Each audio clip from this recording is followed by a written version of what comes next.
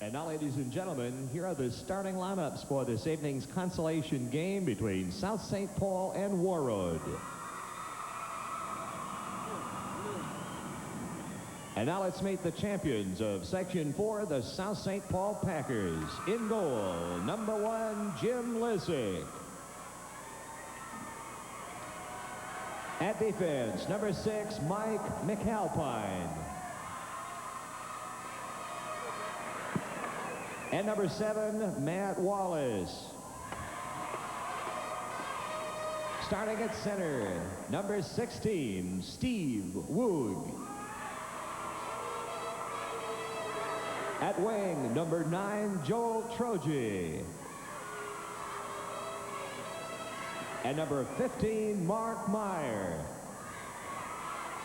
And the head coach of the Packers in his 5th season, Russ Welch. And now let's meet the champions of Section 8, the Warroad Warriors.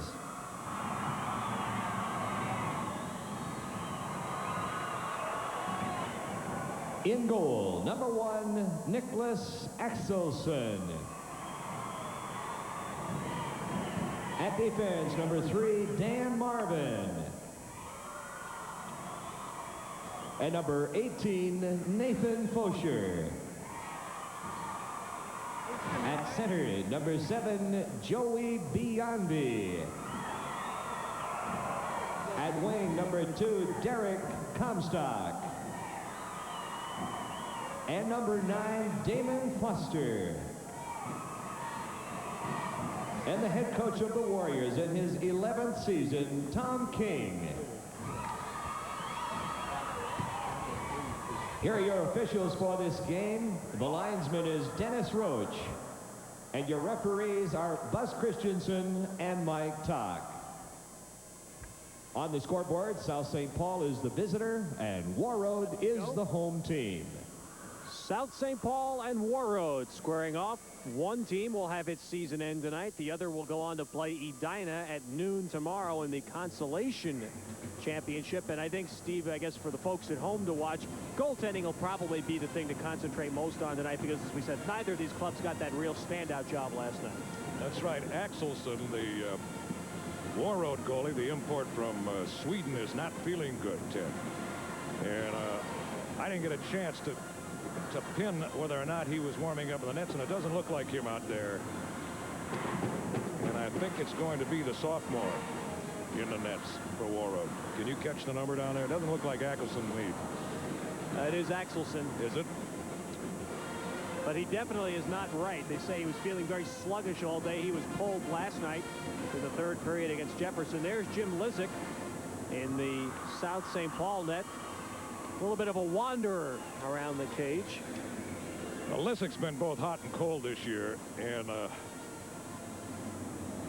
I'm looking for a big night from him tonight, though. All right, the big lines for Warroad: Joey Biondi, Damon Foster, Derek Comstock. For South St. Paul, it's Steve Woog, Joel Troji, and Mark Meyer. And we are underway with the puck and the Warroad end. Now it's being carried in by Troji, who sends it on net. Axelson steers it to the near corner. Mark Meyer flattens a Warroad player right away. Meyer was throwing check after check last night against the Falls. And it comes all the way down out of the South St. Paul end. Back to play it is Matt Wallace. Ahead, it hops off the stick of Meyer, and it's kept it at the blue line by Dan Marvin of the Warriors. Behind the net, Damon Foster will play it up the far side. Takes a stiff check from Troji. And Troji to center. McAlpine sending it in with Meyer chasing. Meyer pinned into the boards by Marvin. Nathan Fosher at 6'4", one of the largest players in this tournament. Also back there for Warroad, and the puck is frozen. Marvin is a 3.9 grade point average student. He's a top student in his class. We're going to see him carry the puck out of the zone. He's the best man back there with a stick for Warroad. No score. We just got underway. Both teams changing up. Steve Sabo for Warroad with the puck. It's kept in a flip on net, and blocker pad save there by Axelson. Lick, McMorrow, and Jaworski the line now for South St. Paul. And the puck is banked to center ice by Sean Pomplin of Warroad. And right back in, Pomplin, a freshman, 2 freshmen on this 20-man squad for Warroad. Pomplin, one of them, plays it out to center ice where Jim Fish tries to feed Vince Hurd. It's broken up, but carried in with a blast by Sabo that's deflected wide by Lissick. Now Crony tried to clear it out, and he does. Sent back in, though, by Sabo before he heads to the bench on a line change. And this is Corey Nadeau, number 4, coming out for the Packers. Ahead to Jared Moan, who sends it in. Axelson leaving it up, and Hawkins centers in front. Moan with a shot and a save by Axelson, and a fine one it was to rob Jared Moan in front. In the first 2 minutes, a great chance for the Packers. They try to keep the pressure on with this line that did a fabulous job last night. Moan, Brandecker, and Hocking. It was their best line against the Falls last night. Now behind the net, pinching in deep, is Mike McAlpine, the defenseman. Now comes back to McAlpine in the slot. He was going to pull the trigger, and the puck slid off his stick and back to center. Now Wallace ahead, and Bill Brandecker sends it in. Axelson can't stop it. Goes to the far side. Jason Furseth takes a hit from Steve Woog, who centers a shot and a pad save by Axelson. And a tough one again as he is tested early. A break in the action. No score, and we'll be right back with the Minnesota State High School Hockey Tournament.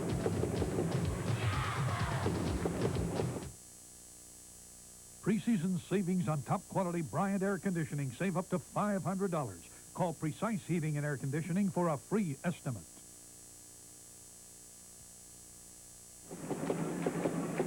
South St. Paul testing Axelson, the Warroad goalie, early here as the Packers are dominating Warroad. At this juncture, there still is no score. We're just underway, first period. And behind the Warroad net, Steve Sabo losing the puck. Steve Woog playing it. Dropping it back now. Played by Pomplin there for Warroad. Bumped by Mark Meyer, who works it free to Troji. Centers up the high slot, and it escapes Nadeau, who cannot keep it in at the blue line. But he does send it back in from center. Pomplin winding it around the boards. Now it's deflected. Here's Woog again centering. Hops over Comstock's stick. Kept in by Nadeau. Behind the net, Troji runs into Sabo. Troji centering. Here's Meyer wheeling. Can't get a shot off. It's poked away from Woog before he can. And here's Biondi racing. Joey Biondi in. Shoots it. A backhander just trickles wide. Kind of a swipe at the puck as he was being harassed from behind. Biondi's very quick. He's their best offensive player. Biondi really put the Jets on there. Here's Steve Woog coming in with it on a shot in front, and a save by Axelson on John McMorrow from point-blank range. And, well, a question on goaltending being answered very early by Nicholas Axelson. You bet. He just came up strong on John McMorrow. Watch this now.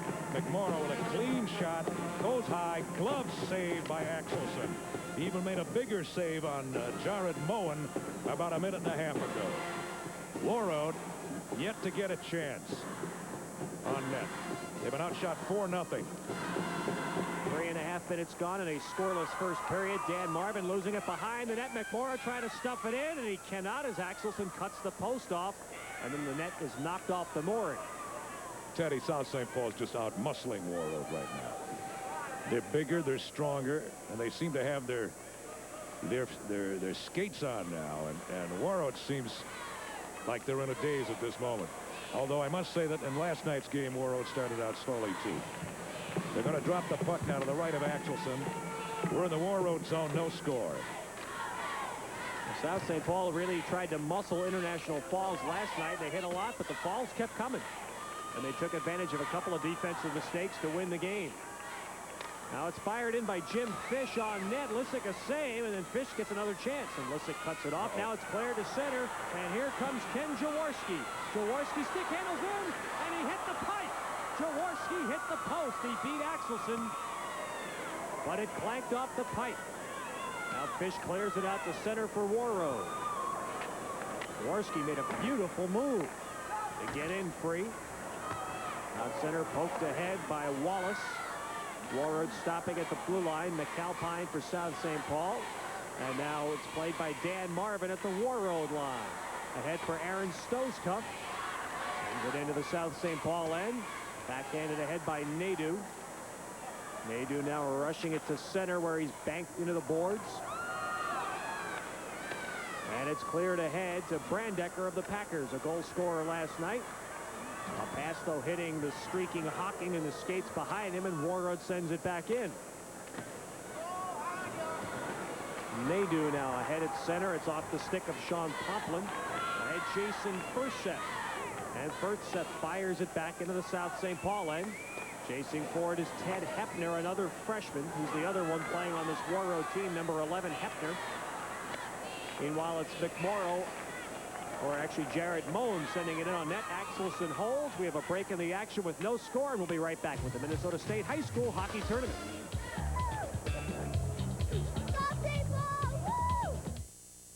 It's hot. It's here. It's Twins preseason baseball, and it's only on Midwest Sports Channel.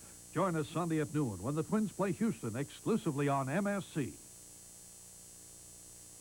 Here's a replay on that Jaworski shot. Watch him hit the post now. Up and into the post, and it ricochets out. Looked like a sure goal for South St. Paul. But Warroad gets a break. We played over 5 minutes, and I would say it's quite a miracle right now that this game is scoreless. South St. Paul has had 3 or 4 high-quality shots and chances to score in front. Troji does score! Joel Troji backhanding it in from in front. It looked like it banked in and may have banked off the goaltender or someone in front, but South St. Paul has the lead 1-0. It had to happen, as you said, Ted. They were putting on extreme pressure. Here it is. Troji coming in now. Big melee in front of the net. Gets a stick on it. Puts it over the line. And it's 1-0 now, South St. Paul. Joel Troji with a goal. Look at that. The goaltender had to get a piece of that. That banked in off Axelson. Give Mark Meyer an assist on that one. 1-0. You can't blame Axelson for that one, Ted. He's got to get some help out there. They got to somehow solve this muscle of South St. Paul. Troji's a senior wing. Hard worker. And the Packers are out in front 1-0 in his first period. Steve Woog. And here's a shot on by Meyer and a score on the rebound. And South St. Paul leads 2-0 as Steve Woog scores on the rebound of Mark Meyer's shot. All right, we'll get another look at that one now with Meyer breaking in, making the first shot.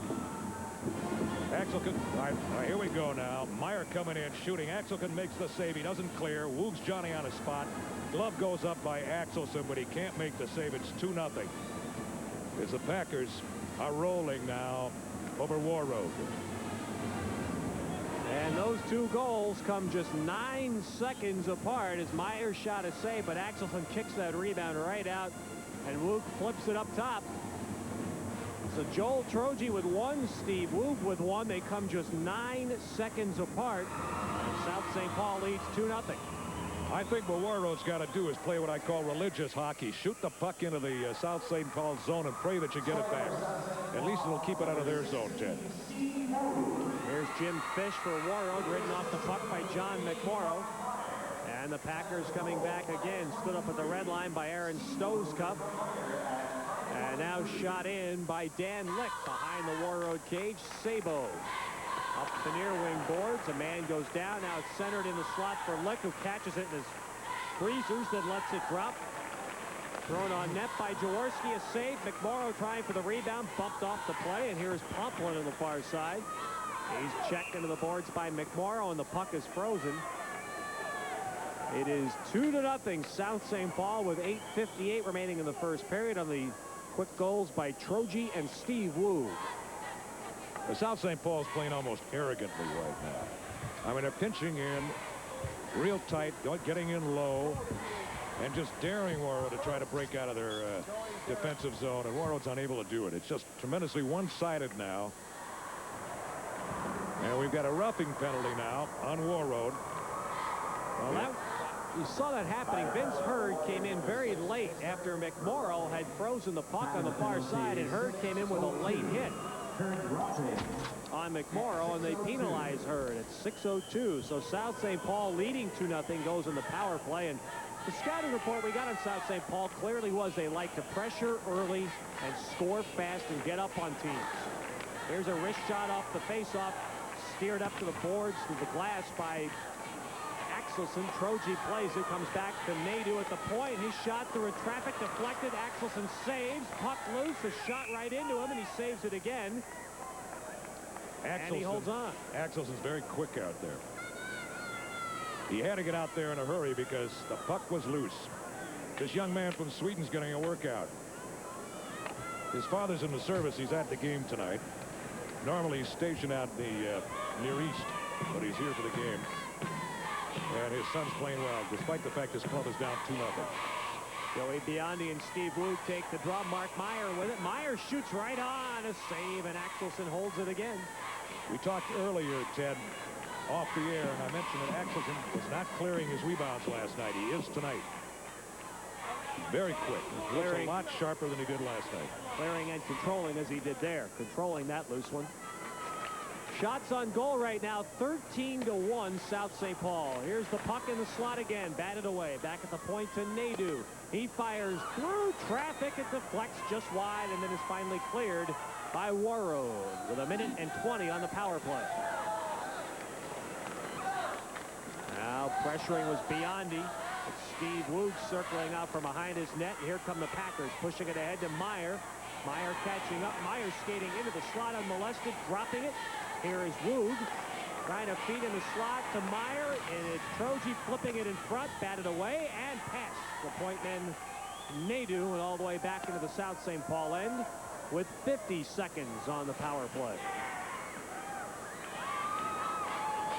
Now John Tourney, Ken Jaworski. Jaworski circling the net, back at the blue line. Wallace sends it down. Jaworski up to Wallace. They play catch, and a shot to goal! Ken Jaworski from the tough angle beats Axelson clean with a wrist shot. A power play goal makes it 3-0 South St. Paul. A very difficult shot. We'll see it on the replay now. Jaworski with a rifle for his shot. He'll be over in the right circle as we replay this score for you. This third goal for South St. Paul. Here it is now. Puck comes to Jaworski. Moves in. Winds. Shoots. I don't think Axelson saw it until it was in behind him. 3-0. As South St. Paul is making this around over Warroad. 7:30 left initial period, and it's 3-0. That was that a power play goal? It was. Okay. Yeah, I think he beats him short side here. Wow, that's a tough shot in very little room. But Jaworski drilling in his 6th goal of the year. The shots on goal are 15-1 in favor of South St. Paul. Now here's a puck given away in the slot. Here come the Packers again, and a shot just wide off the stick of Dan Lick. Now McMorrow to Jaworski, trying to shovel it back in front. Broken up by Warroad. Cleared but kept in by McAlpine. Runs into his own man, but here they come right in front again with a flip and a save. Off the stick of Jaworski, a save there by Axelson, and he holds it. Warroad has got to change their breakout. They've been trying to ring it around the boards to get out. That doesn't work. I think maybe they're going to come right up the slot, move it to the center man, and try to come out that way. South St. Paul is playing this entire game in the Warroad end. It really has been. Lissick has been a lonely man in the South St. Paul Nets. Yeah, the lonely guy. This is Tim Hocking now for the Packers. Hocking, Moan, and Brandecker out there. Hocking centering in it, broken up by Dean Grillo for Warroad, but he can't clear. Jared Moan chasing it near side. Will keep it. Wallace blasting on the fly, and it's wide. The far boards kept in by McAlpine, who carries in deep. Pinned into the boards by Dan Marvin. And digging again is South St. Paul behind the Warroad net. Faucher is pinned into the boards. Lost the puck. Moan trying to come out of it and finally worked free by Comstock, who clears to center, but it's sent right back in. Marvin playing it for the Warriors. Off the far board, spanked it blindly, and it's sent on net by Nadeau with Moan cruising in front. Axelson's screen, but still made the stop. It is 3-0 South St. Paul, and this is Hockey 89 live from the St. Paul Civic Center.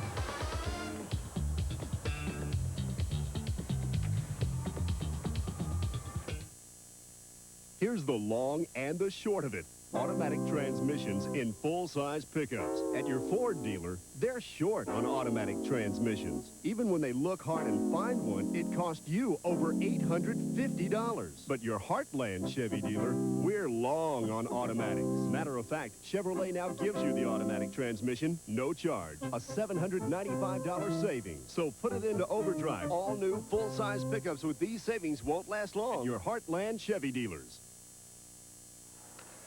They're dropping the puck now to the left of Axelson in the Warroad zone. Warroad trailing 3-0. South St. Paul dominating. Vince Hurd won that draw from Dan Woog. Dave Larson digging for South St. Paul. And a couple of players go into the boards in the corner, and they freeze it for another draw. You just joined us. Troji, Woog, and Jaworski have scored for South St. Paul. We've had in basketball game, a half-court game. Everything's been played in the Warroad end thus far this period. Nadeau from the point, shot blocked. Nadeau again through traffic, knocked down in front, and just hopped over the stick of Palaticu in front. Palaticu now to Larson behind the net. Larson checked by Vince Hurd. It's round to the far side. Here's Crony pinching in. Can't keep the puck in, and finally cleared by Warroad to center, where Palaticu sends it right back on. But an offside is called as Axelson caught the puck. Offside, South St. Paul. It was Troji from Woog and Meyer at 5:14. 9 seconds later, Woog from Troji and Meyer at 5:23. Then Jaworski from Wallace at 7:30. The goal scoring. Dan Marvin back to play it for Warroad. Off to the far wing boards, Jason Furseth, David Smith. Smith coming to center with Ted Hepner. Smith will shoot it in himself. Lissick a save. And Wallace plays it. The far side kept in by Fosher. But that's it. South St. Paul clears to center. Sent right back down by Dan Marvin, and McAlpine playing it for the Packers. Around the near side to Mark Meyer, and he golfs it to center. It's a 2-on-1 if they hurry, but Woog made a blind backhand pass to Troji that was broken up. Now Nathan Fosher behind his net, but Dan Marvin in the middle hits David Smith. Here comes Smith with Hepner. Smith stopping, trying to give and go. It'll be picked up from the near side and shot on net, and Lissick catching it high and holds on Dan Marvin's wrist shot. There's a break in the action. We'll be right back with the Minnesota State High School Hockey Tournament.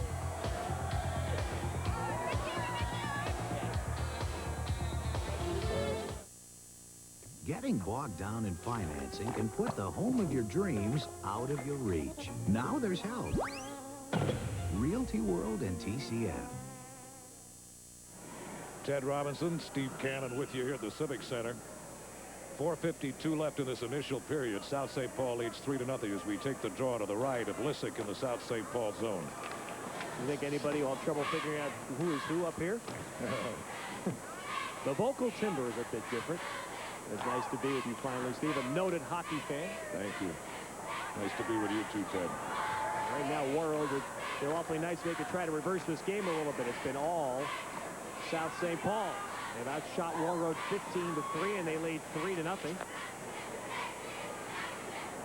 Dan Lick firing it to center. It hops over a stick, and McMorrow chasing it down for South St. Paul. He's taken off the play hard by Sabo. Following up is Jaworski. And now he loses it, and Warroad will clear to center off Comstock's stick. Now he'll chase it down, and Derek Comstock sends it in behind the South St. Paul net as Warroad changes up on the fly. Here comes Jaworski now to center, losing it. Nice. Fish sends it in. It's Vince Hurd in clean. Hurd coming in, shoots it. He pushes it just wide and slides into the net and knocks it off the moorings to stop play. Hurd made a great move, but Lissick was equal to the task.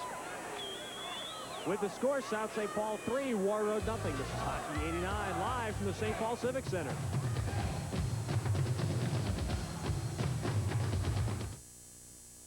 Here's some news the Noid won't like. Domino's Pan Pizza.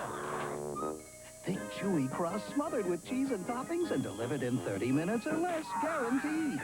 Sorry, Noid. Call for Domino's Pan Pizza. Nobody delivers better.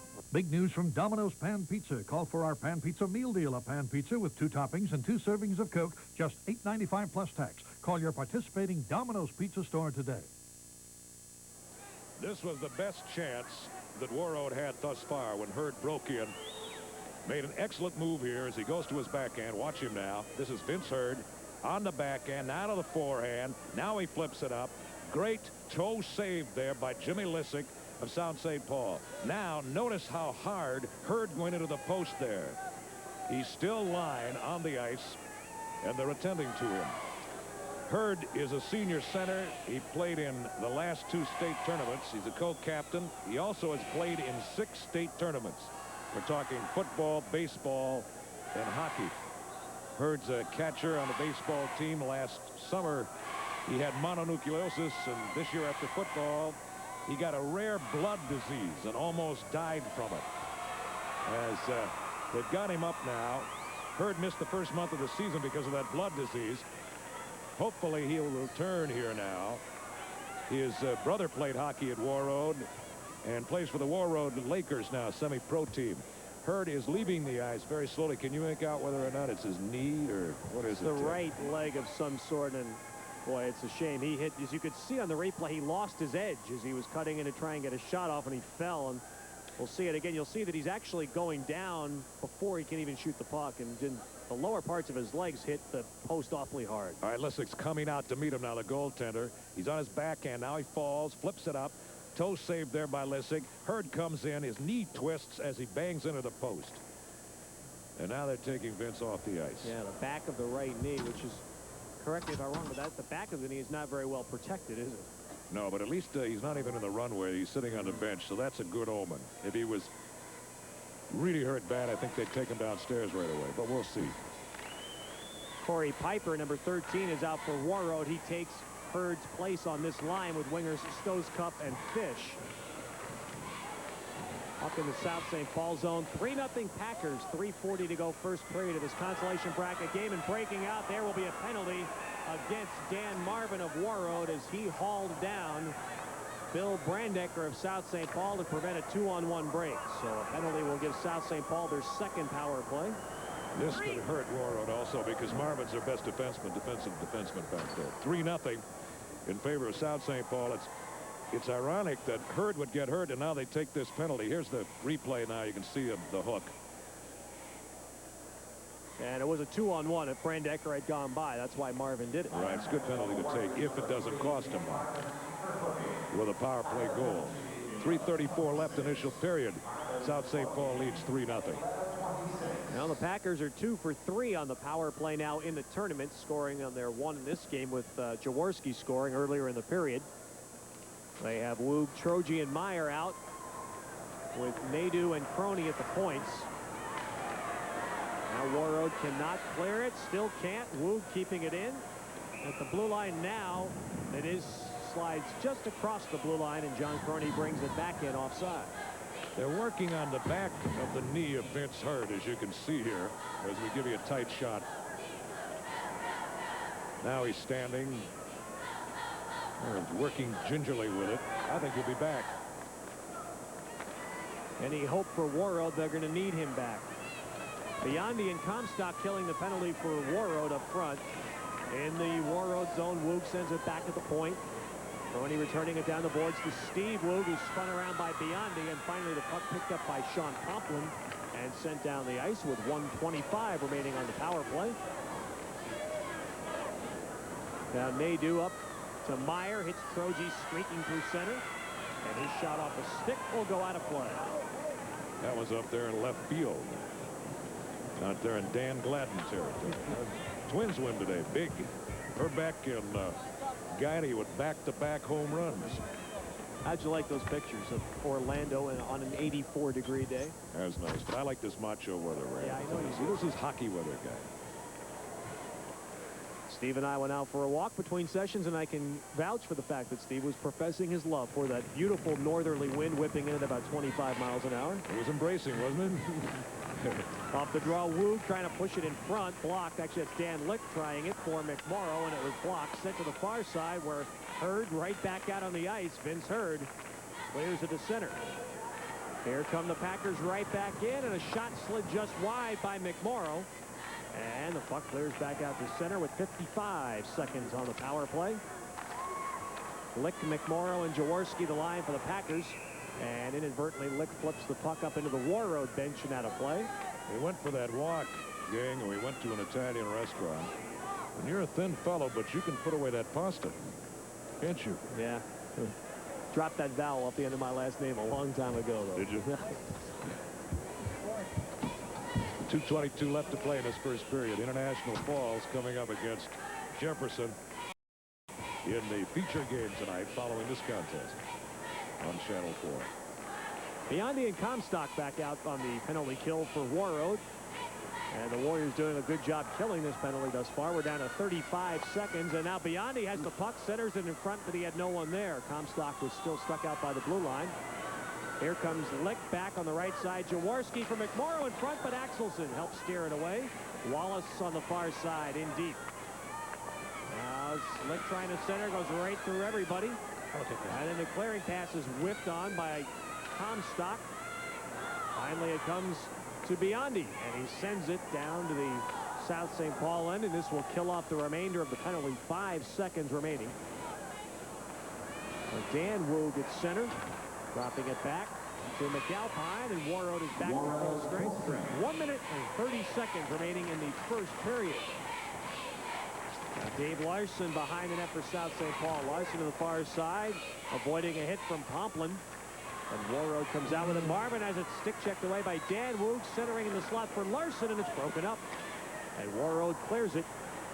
The length of the ice, it's cleared by Jason Furseth, and icing is called with 1 minute and 9 seconds remaining in the first period, and Warroad surviving a penalty.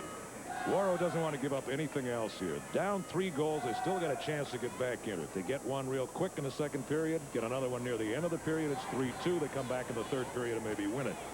So this is a crucial face-off down here with 1 minute 9 seconds left. And Vince Hurd now taking his regular shift for Warroad, which is a nice sign for them. Puck kicked out to Aaron Stoskopf. He gives to Jim Fish, and here comes Warroad.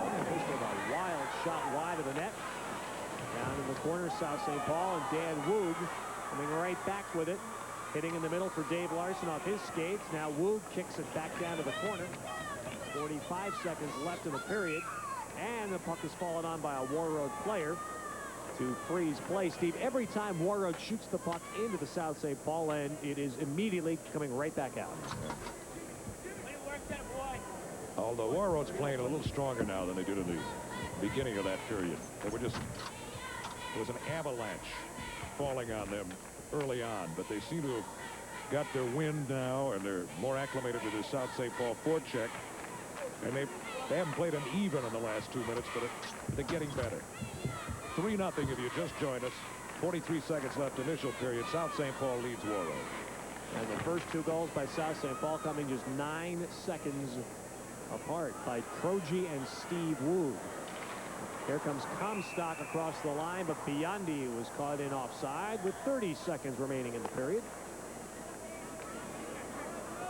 Well, so far cry for Warroad from the team that came down here #1 in the state last year and lost that incredible double overtime game to Edina.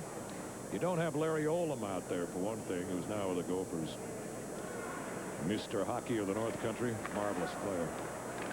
But he was the big man for Warroad last season. But this is a relatively young team, only 7 seniors on the 20-man squad for Warroad here. Marvin behind the Warroad net, stolen, centered in front, hops over the stick of Bill Brandecker, and back comes Biondi through center, got by 1 man down the left side. Biondi shooting it wide with 7 seconds. To the far point, Marvin trying to keep it in, he does, but the period will come to an end. A period which Warroad would like to forget about as quickly as they can, and a fine period for South St. Paul. The Packers did not have a shot on goal, though, in the final 7 minutes of the period. They still had 15 overall, and they lead by a score of 3-0. Steve, last night in the game between South St. Paul and International Falls, we were talking about how South St. Paul really used their body and their forechecking and their tough-checking game to try and knock International Falls off their stride. It didn't work. It did seem to work in this first period against Warroad. Yeah, it really did. This has been all South St. Paul that first period. I thought Axelson played well in the goal for Warroad. Didn't get a lot of help early on. But I look for Warroad to make a comeback here in the second period. I don't think this game's over yet. 3-0 is not insurmountable, okay? South St. Paul has certainly shown the ability to give up goals in bunches, too. So you might be right. If Warroad comes out to play, they can get back in this. Let's go down now to Mark and Ralph. John Fritz. I think you're both referring, of course, to that sectional final game, Ralph, that you witnessed when they played Simley. Up 7-2 at one point, South St. Paul. 7-2 after 2 it was. South St. Paul was in the lead in that game, and before you know it, it's 9-8 with 3 minutes left. South St. Paul had to hang on, but they did win it 11-8. They can score in bunches. Now, Russ Welsh, the South St. Paul coach, I know last night after losing to International Falls 4-2, was very upset with his team. He said we gave up too many easy goals. And I don't the think first three, I think he said. Yeah, I think the first three. And he wasn't all that happy with Jim Lissick wandering away from the net as far as he has. We haven't seen him in action that much tonight because he hasn't had that much pressure. But he's been sticking a little closer to the net tonight, if you've noticed. This is Hockey 89, continuing coverage of the Minnesota State High School Hockey Tournament.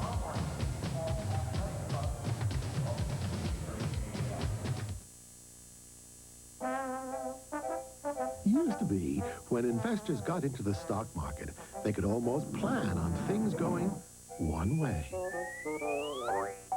But unfortunately, things don't always come out as planned. So if you're looking for an investment you can count on, come to TCF for a variety of insured savings plans that offer a guaranteed rate and keep yourself well covered. It's the super sale at Menards, and we're having a decoration celebration. Dutch Boy Confident Latex paints are on sale now. Confident Flat Paint has a velvety flat finish and 6-year guarantee. Now just $5.88 per gallon. Confident Semi-Gloss gives you scrubbable, washable walls. On sale now for just $8.88 per gallon. Hurry in for savings on Dutch Boy paints at Menards. We're helping you build America's heartland at Menards. Okay, look, I like my steaks very well done. What most people call ruined, I call perfect. I know it's not popular. And if I weren't 6'9", I'd catch a lot of flack. I got a taste for some real food. I heard Larry Bird likes well-done steaks, so maybe I'll invite him over for a couple of sirloins. Nice, rare sirloins. I got you, Larry. I got you. I've got a taste for some real food. The Missouri River Reservoir System can capture beautiful sunsets and scenery. But the real beauty is in the walleye, pike, and Chinook salmon that are caught consistently by pros and amateur all year around. To find out more information on South Dakota fishing opportunities and a free fishing weekend with Tony Dean on Lake Oahe at Mobridge, call 1-800-843-1930. Or write South Dakota Tourism, Capitol Lake Plaza, Pier, South Dakota, 57501. Well, stay with us, of course, coming up in a little bit. International Falls against Jefferson, the winner, getting the right to face Rochester John Marshall in tomorrow night's championship game of the State High School Hockey Tournament. Right now, South St. Paul, Ralph, in control of this game against Warroad 3-0 after the first period. 3-0 after one, and really they had a lot of pressure in the first part of that period where they could have actually scored 5 or 6. And as we said, this team can score in bunches. Tom Hanneman is standing by down on the ice. Tom? I'm standing by with a very, very happy Packer fan for a couple good reasons. And the brains of the hockey brains of the Woog family. Doug Woog's wife, Jan, and, of course, mom of Steve and Dan, who were playing for South St. Paul. They have to be happy after a 3-0 first period, huh? Oh, this is wonderful. So nice to see them start out this way. I just hope they continue. It was a little slow last night, so. Two boys playing high school hockey. Your husband is coach of the Gophers. You have to be the ultimate hockey mom. How tough is it at home for you? Talk hockey all the time? Oh, it's not that tough. The kids are, everybody's gone. Everybody's going every which way. So we don't have a lot of organization around our house, and I work, so we all put in our time and just manage to keep things moving along. This tournament is a culmination, I'm sure, a lot of years of driving to rinks for practices and that type of thing, too. It must be very satisfying to see your sons involved. I'm sorry, I couldn't even hear that. This band is so loud. It must be very gratifying after all the years of driving to rinks and whatnot to see your sons involved in this tournament. Oh, yes. Oh, this is the highlight of their life. You know, they, this is something those kids just worked for all their lives. They from the time they were little tiny guys. This is the highlight. I think Stevie told you that many a time. I think we can reveal as well that Doug's secret weapon is right here. He comes to you for advice, does he not? Sure. No, I usually have a lot of advice to give, but they don't pay too much attention to me. They just kind of... I don't know a lot about it, but I like to sit back and watch anyway. You enjoy it. Yeah, Great. sure. Jan Woog, thanks so much. Appreciate it. Back to Sports Control. Jan's being very humble. Why is it we can interview Jan Woog, but we can't interview Doug Woog? Well, listen, it's nice to hear from Jan, but the NCAA, of course, that wonderful institution that they are, would not allow us to interview Doug Woog, even as a father talking about his sons, since he is the head coach of the Minnesota Gophers. We're not allowed to interview any head coaches of college teams. Even as a parent? As a parent, we're not even allowed. For instance, we wanted to talk to Rob Stauber, the Gopher goalie, who's a good friend of John Michelizzi from Duluth-Denfield. Not allowed to talk to them. The NCAA is too busy running around doing all these important things to... Ooh, that doesn't seem right. No, it doesn't. Let's get to some highlights, Ralph. All right, Take it away. 3-0 after one. The first one here, after constant pressure, as we said earlier, number 9, Joel Troji, finally gets the puck and his body into the net here. 1-0 South St. Paul. 9 seconds later, Mark Meyer sets up Steve Woog. On the rebound, number 16, leading scorer for South St. Paul, over the shoulder of Axelson. It's now 2-0. And then number 19, Ken Jaworski, a bullet to the short side here in the power play. The shots on goal, this made it 3-0. The shots on goal at that point were 15-1 in favor of South St. Paul. Jim Lissick, not a real busy man. 4 saves for South St. Paul. Axelson coming up with 12 stops. As you mentioned, Ralph, a very busy man facing all those shots in the first period. I just had an idea. Why couldn't Doug Woog have resigned as coach of the Gophers for 3 days? Then we could have interviewed him. Then he could have been rehired. Why don't you ask him that question? He's going to be here Sunday night when the Gophers play Denver in the WCHA playoffs. All right, live from the St. Paul Civic Center, this is continuing coverage of the 1989 Minnesota State High School Hockey Tournament.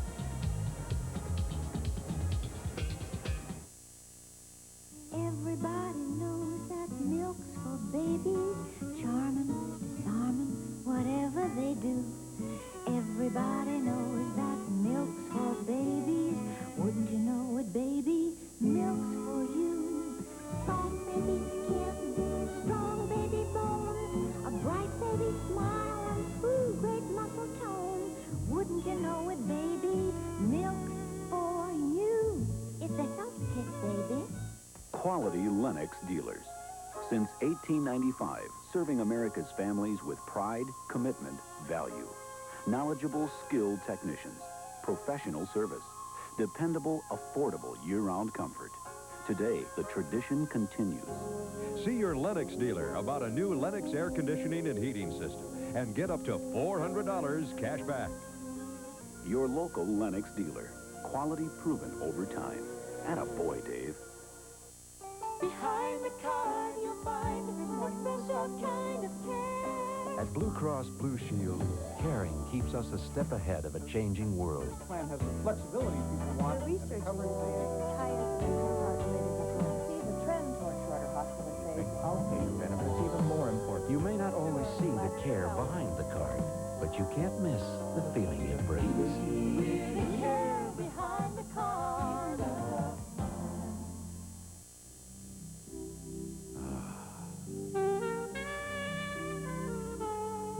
Good stuff. Low prices. Good stuff. Low prices. Good stuff. Low prices. Low prices. Good stuff. Well, for a young Swedish student playing as a foreign exchange student in the United States has to be a real thrill playing in goal for here in America in this tournament. But for Nicholas Axelson, the defeat of last night's game was really tempered by a fan cheering for him in the stands. Don Shelby has that report. The main differences I've seen so far is the intensity of the game. Like, they really want to score here.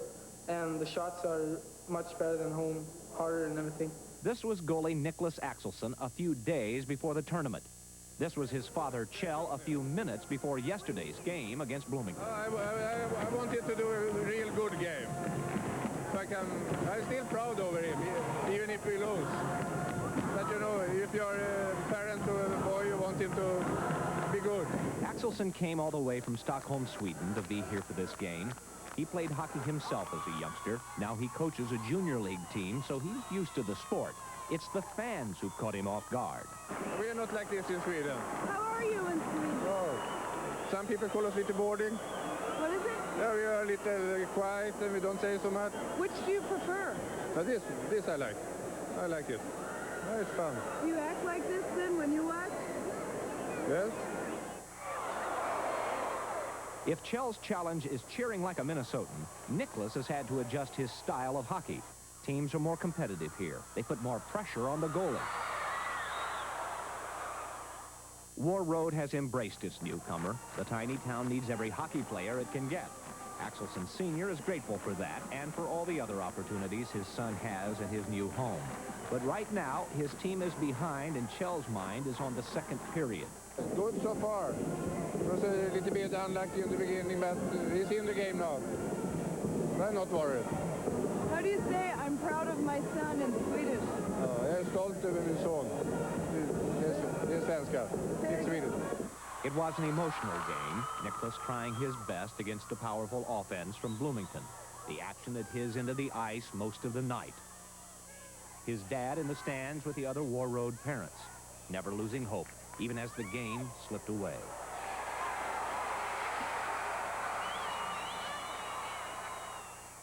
It was almost midnight when it finally ended. Nicholas had been pulled in the third period. The Warriors had lost 7-2. Kjell waited alone outside the locker room. I enjoyed to see the game. That's the spirit. Yes, but I'm a little bit sad because Niklas, he was a little bit nervous. Bra jobbat, du har haft så mycket fel. I couldn't really get the mind in the game. I was thinking of too many stuff, the crowd, the press, the TV and everything. It's a little bit disappointed. For Nicholas, at least, there was a consolation prize. His father had, after all, come all the way from Sweden just to see him. And we do have this postscript for you. Nicholas may be back again next year. He plans to spend next year right here in America, living there in Warroad with a Christian family, and hopes to go on and play college hockey as well here in the United States. Well, Nicholas is getting shelled at the moment, 3-0. Warroad will have to come back in the next couple of periods if they hope to do so in this game against South St. Paul. Live from the St. Paul Civic Center, this is continuing coverage of the 1989 Minnesota State High School Hockey Tournament.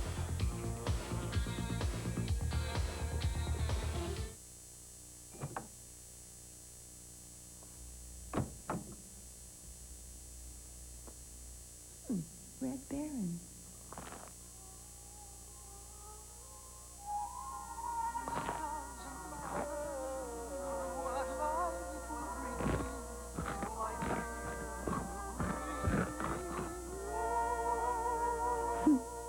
Red Baron Pizza, microwave singles, an unexpected pleasure. Panasonic Video. All on sale. 3 days only at Best Buy. Panasonic televisions and VCR. Panasonic camcorders. All on sale. Thursday through Saturday, Best Buy's 3-day video sale. Top name brands on sale at Best Buy.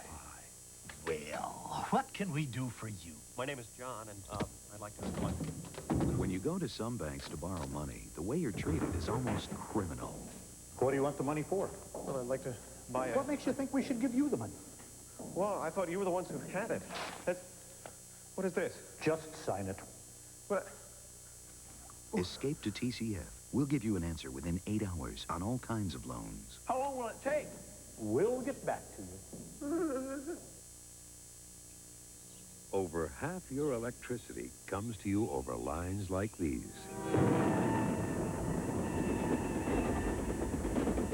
It comes from coal. Through skillful planning, NSP has cut coal costs by more than $200 million over the next 14 years. And that'll go a long, long way to keep your electric rates among the lowest in the nation. Creative Energy, NSP.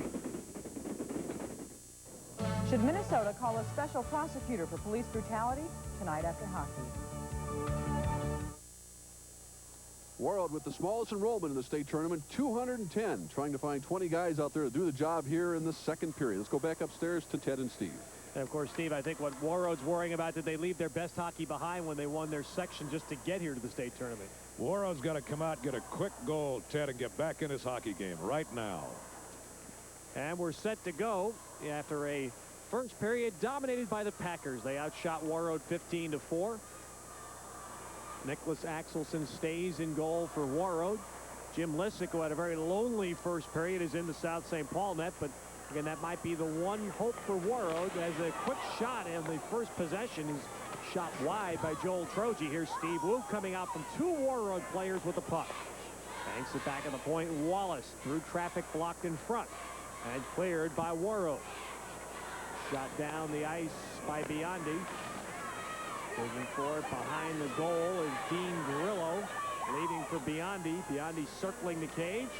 Grillo, a big guy, trying to park himself in front. Biondi still ragging the puck on the far side. Finally, Meyer banks it, but not out. Shot back down by Dan Marvin.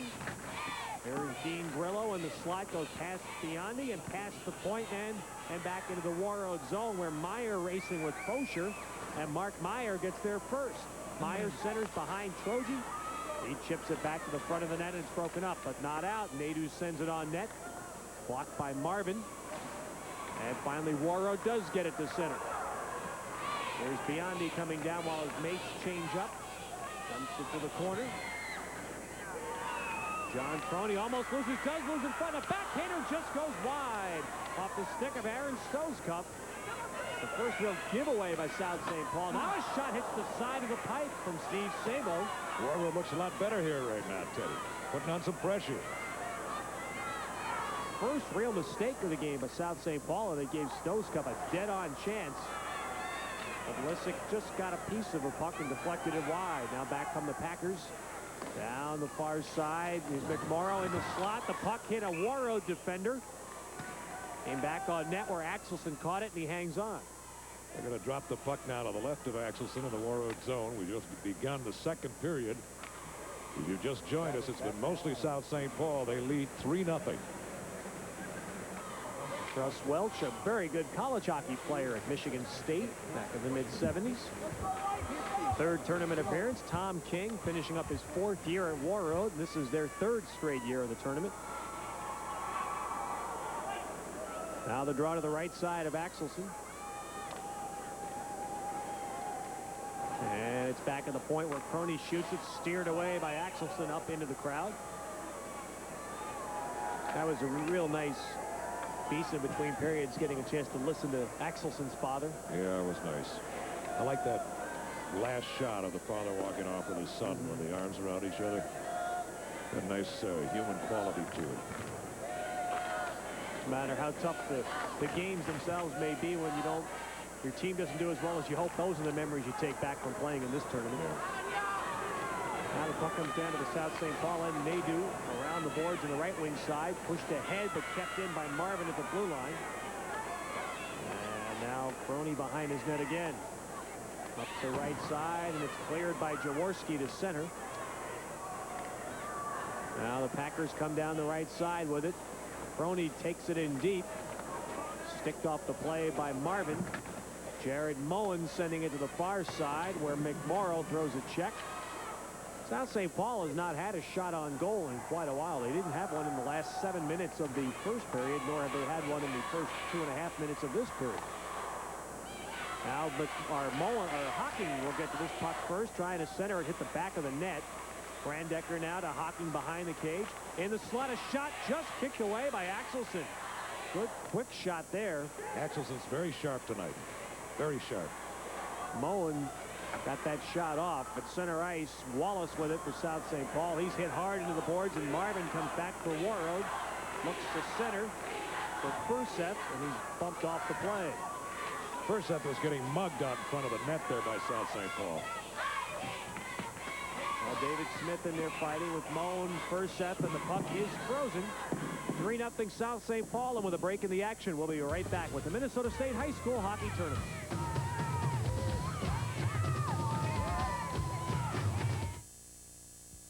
Domino's Pizza. Try our new pan pizza, delivered in 30 minutes or less, guaranteed.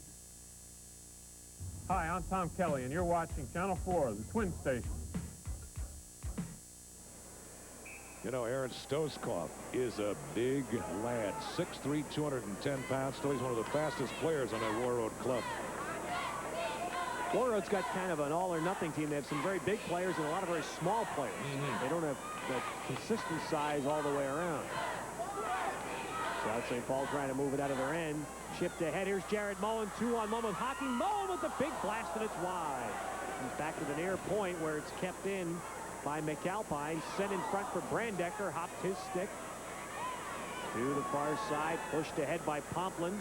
And Warroad clears to center. Here is Furset. He's coming with David Smith.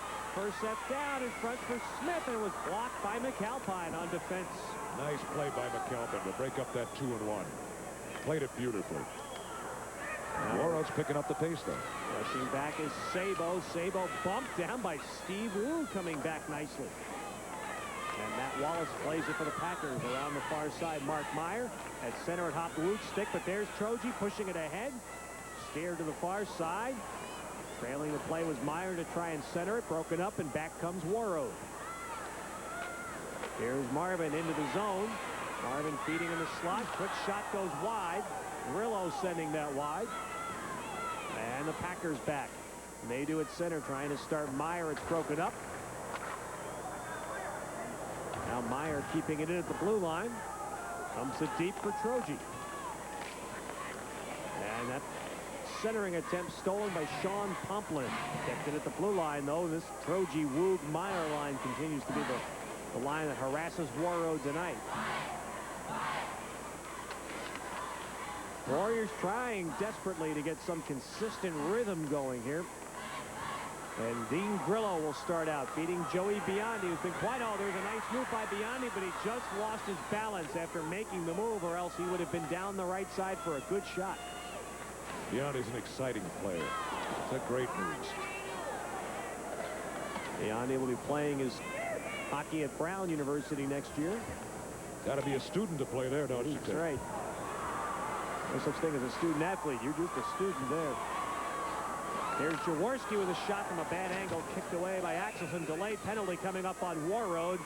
And now it will be called. So South St. Paul will be on the power play when we return. With the score, South St. Paul 3, Warroad nothing. This is Hockey 89, live from the St. Paul Civic Center.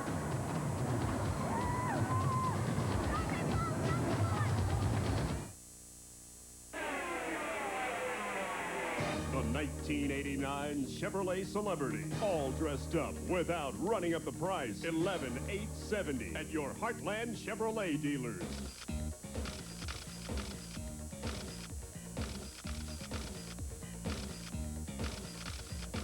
The 1989 Chevy Celebrity, $11,870 after a $1,000 rebate at your Heartland Chevrolet dealers. Celebrity, on sale now.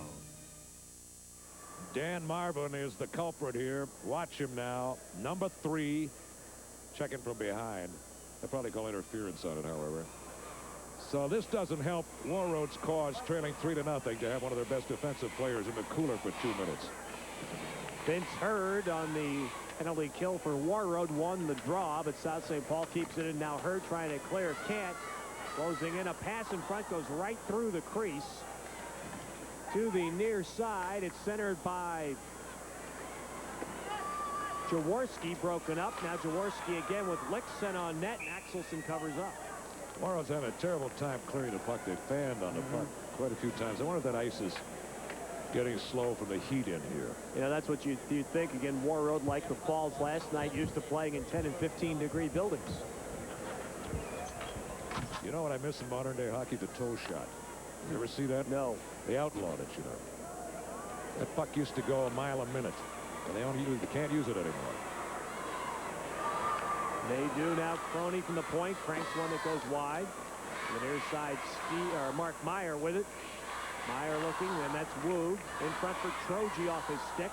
The far side, Furset for Warroad and Pomplin. They try to freeze it, and they get the quick whistle and a draw with 1:19 left on the penalty.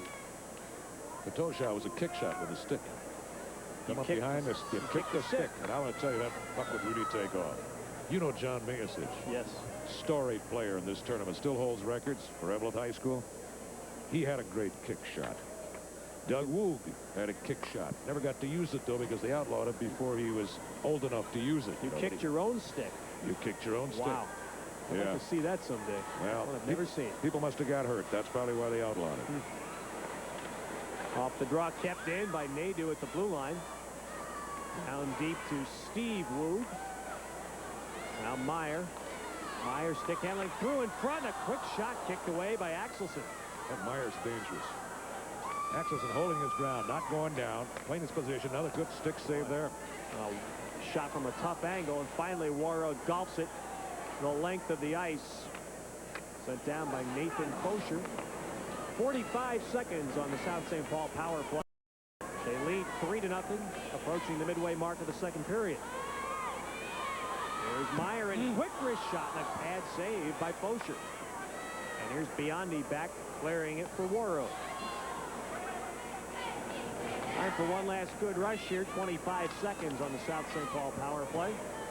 And Crony to center. Vince Hurd run him up the puck. Hurd trying to carry it back in. Taken away by Troji. And now Troji banking it ahead for Steve Woog, who lets it go down to the Warroad end. The Warriors can't clear it out. 7 seconds to the penalty. Still loose, and now Warroad does clear it.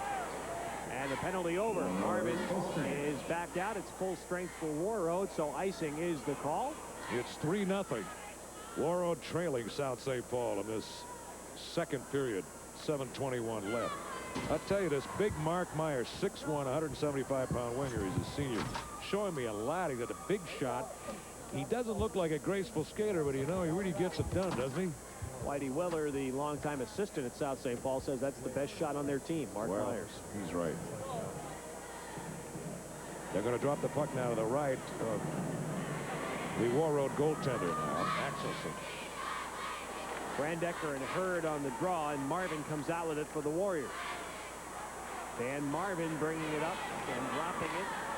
It's loose in the slot, picked up by Fish. Jim Fish to the near side. Sends to Marvin on the far side. Brandecker was there for the Packers. Now off the far boards, and Brandecker will tip it ahead. Brandecker could have a break, racing with Fosher, and Fosher bats the puck to the far side to prevent a 2-on-1. There we go. And now here's Fish coming down the right side for Warroad. He holds up, trying to center it in front for Stowe's Cup. And a pass went awry. Now it's golfed on net, gloved by Lissick. And he'll hang on. It is South St. Paul 3, Warroad nothing. This is Hockey 89, live from the St. Paul Civic Center.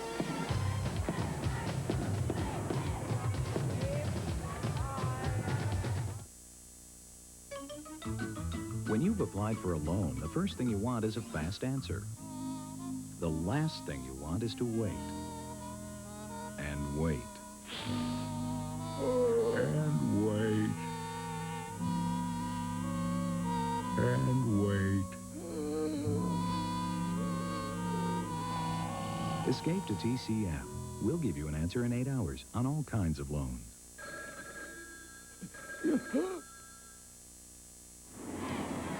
Ted Robinson, Steve Cannon with you here on Channel 4. Hockey at the Civic Center. Prep variety. 3-0. South St. Paul leads Warroad. Oh, and off the draw, coming right in, they score! 3 whacks at the puck. David Smith was doing the whacking. I'm not sure if he's the man that finally put it past Lissick. But Warroad is on the board, finally, at the 7:25 mark of the second period. That's just what they needed. As I said at the top of the period, Teddy, they got to come back and get a goal quickly, and they've done it now. They're back in the hockey game. Here's the replay. That's Smith with a couple of whacks. And it's Hefner. Yep, Hefner, number 11. We see it from a different angle now. There's one shot, save Lissick. And there's the other shot on the backhand by Hefner.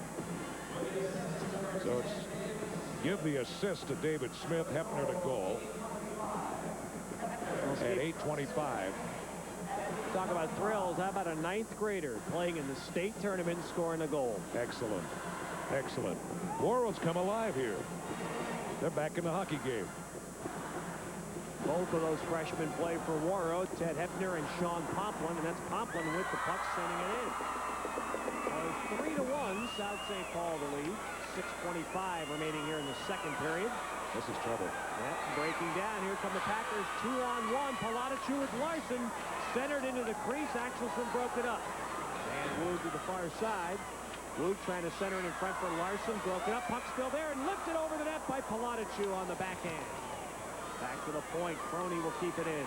Throw it in front. This is Wood firing wide. Palatichu sending it in front off a skate. Pitching in deep is Crony. John Crony. Behind the net, Dave Larson. Larson centering twice, blocked in front, and Axelson falls on it. Sticks are coming up there as Axelson freezes the puck. 3-1, South St. Paul with a break in the action. We'll be right back with the Minnesota State High School Hockey Tournament.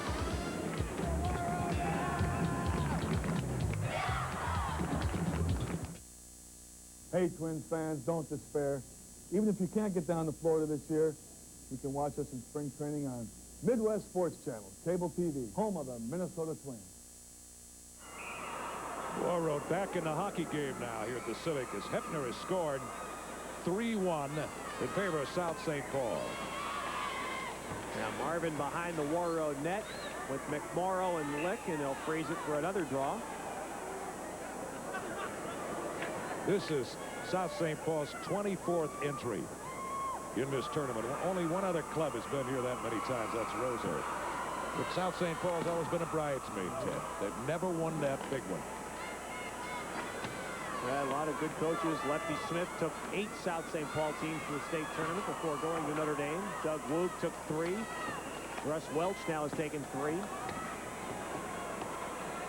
South St. Paul playing in the Warroad end here from the point. Nadeau deflected just wide. Somebody got a stick on that in front. Into the boards on the near side. The Packers fight again. Lick was in there, and finally Marvin comes out with it and shoots the center. Played there by Matt Jasper for the Packers. Ahead to Lick. Dumps it down deep for McMorrow. Has Jaworski in front. Axelson sticks it away calmly. And finally, Comstock trying to take the puck and take the draw behind the net. And he got roughed up a little bit by a couple of big Packers as they continue to hit. Well, Derek Comstock threw his body around also for Warroad there. He's no lightweight either. This fellow's very strong. His father is Blaine Comstock. He was a goaltender for the Olympic teams and national teams. Did you know Derek is also a rodeo rider? That's the first I've heard of that this tournament. Yeah. Rodeo participant, huh? Right. Roping, cap roping. Hopes to make it to the Nationals. In Oklahoma City. Yeah. And it's sent in now by Warroad. Jim Fish shooting it in behind the South St. Paul net. Long around the far side. Pomplin will keep it in at the point. Up along the boards. Now Pomplin in deep behind the net. They look to center it for Hurd. And loose in front and broken up by McAlpine. Very steady defenseman for South St. Paul. And finally, Trojan just sends it down to the Warroad end. No icing. Pomplin back to play it. Banks it off the boards, and Steve Woog is there to dump it in the corner. Now Meyer is there. This could be trouble for Warroad. Meyer walks right in front, but couldn't get the puck on the backhand. And it's clear to Jim Fish. From center, he sends it down behind the net. Lissick will leave it for McAlpine. 4:10 to go in the second period. It's 3-1 South St. Paul. Now Sabo waiting for his mates to get on side, sends it back in. Wallace is bumped hard. This has been the difference in the second period. Warroad is starting to use the body too. It was all South St. Paul because of their use of the body in that first period. Now Wallace chips in the center and Myers sends it in. 3:45 in the period. 3-1 South St. Paul. 3 early goals. And they haven't had a lot of offense themselves since then. Now at the blue line, Hepner shooting it in for Warroad, but it's sent right back to Brandecker at center. And he flips it down to the Warroad end. Hocking is there first, chasing it down, leading for Jared Moen in the corner. He runs into Hepner. Hepner takes a bump. Smith comes in to follow. And the play is stopped. There's a break in the action. We'll be right back at the Minnesota State High School Hockey Tournament.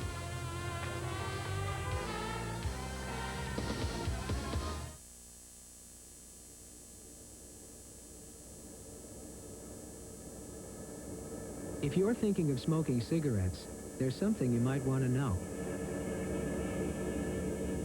The smell gets in your clothes. We're going to drop the puck now to the right of goalie Axelson. We're in the Warroad zone. Warroad trails 3-1 in this second period. Hocking with the puck for the Packers, trying to dump pass in the corner, broken up by Marvin. And now Dean Grillo works to center, ahead for Biondi, who dumps it into the South St. Paul end. Back for the Packers is Andy Brotzler. Brotzler to center. Played back into the South St. Paul end. The bouncing puck fielded by Tourney, and he'll shoot it cross ice to center. A lot of back and forth play without a lot of shots in the second period. South St. Paul's had only 3 in this period. Now here's one Moan with a shot blocked by the sliding defense. Brony follows it up. Behind the net, Bill Brandecker. Circling out in the slot, broken up by Warroad, and here they come. This is Biondi back with a trailer. Grillo with a shot. He whipped on it, hit a knuckleball, and it fooled Lissick, the goalie. But it slid wide. And up the center now come the Packers. Danny Woog is flattened by Vince Hurd. And behind the net, Brony shoots it along the boards, and it's pushed to center by Brotzler. Brotzler and out into the Warroad end, where it's picked up by Jim Fish. He starts Hurd back with a break right side. Hurd with a shot. Shoots it wide. Left-handed shot down the right side was a tough angle, but he got a good shot off, and now South St. Paul ahead is offside. I tell you, Hurd got off a bullet there. He's a good player. He's the young fellow that was hurt earlier. Hurt his knee, was down with mononucleosis, had a blood infection, had a tough year for him. But he's a hockey player. There's been a lot of hitting in this game. This has been a very physical game. Warroad got themselves into it in the second period and started hitting, and that's why they've come alive. That got them into the game. We have 1 minute and 40 seconds left in the period. It is 3-1 South St. Paul. This was one that looked early like it could be a blowout. And Warroad has hung in there. Out center ice. Here comes Nadeau for South St. Paul with a bullet. Axelson saving, loose in front. He falls on it with a couple of players swatting at him. I want to tell you, McMorrow and Jaworski came in there like a couple of buzzards looking for some dead carry-on. I mean, they're a couple of rough hockey players. Watch this now. Here's the initial shot. The save by Axelson. Now he drops in the puck. Watch these other two fellows swoop in there now. Nadeau wanted to shoot that off the draw, but Jaworski got in his way. And neither man gets a shot off. And finally a hand pass called on Warroad. It's 1 minute 18 left in the second period now. 3-1 South St. Paul over Warroad. The feature game tonight follows International Falls from the North Country along the Rainy River, going against Bloomington Jefferson with Chris Tucker and Bianchi and company. Should be an exciting game, and you stay tuned now following this contest. And the winner of this game will have a good match against Edina tomorrow at noon for the consolation trophy. Duluth Denfeld will play at 2:30 in the third place game tomorrow. Now here comes Biondi. Biondi trying to split the defense. Almost got through. It's steered aside by Leslie. But we're going to have a penalty called on South St. Paul. The first penalty of the game against the Packers, created by Biondi's speed, will give Warroad a power play. Well, if they could score right now, this would make it very interesting, wouldn't it, Ted? Trailing by 2 goals, Warroad could get back in here if they can cook up this power play. Here's the replay now. Biondi coming down, catching the puck, and then being tripped. At the last moment, he rolls, takes a nice dive a la Dino Cicerelli. But it was a legitimate penalty, but his dive made it look even more heinous. And now we've got a power play opportunity for Warroad. With 55 seconds left in the second period. They'll drop the puck to the left of Jim Lissick in the South St. Paul end. The only problem, it's one of those power plays you kind of hate because it's going to be caught right in the middle of the period change. 55 seconds in this period. And then 1:05 minutes if they needed to start the third. They're sending Hurd in there to take the draw for Warroad. He's a very competent hockey player against Steve Woog. Hurd, Stosecup, and Fish up front. Biondi and Marvin at the point. So Biondi playing the point for Warroad on the power play. Now Hurd is dismissed, and Biondi will come in to take the draw.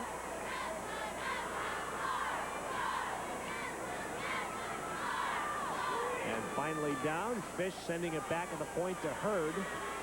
Hurd now wheeling, and he gets to Biondi. Biondi in the slot, shooting wide. Lively rebound, just chipped away. Now put in front, broken up by Wallace.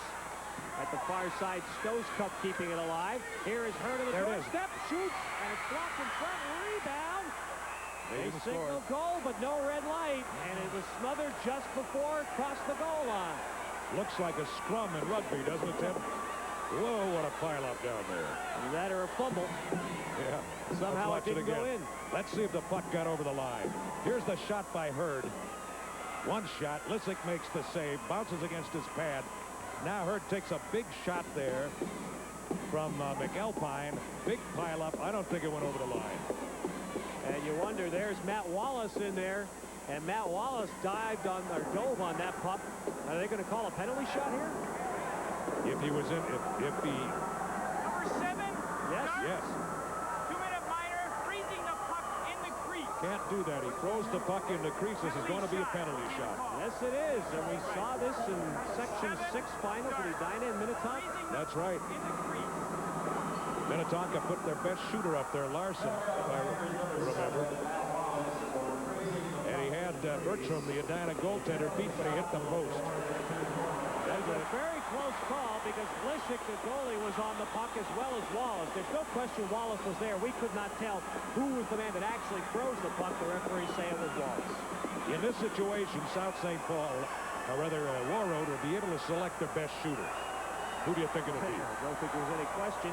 And also Wallace will have to serve a 2-minute penalty regardless of the penalty shot output. It won't hurt the manpower-wise, but he'll have to sit out for 2 minutes. There have been 5 successful penalty shots in the history of the state hockey tournament. The last one in 1984.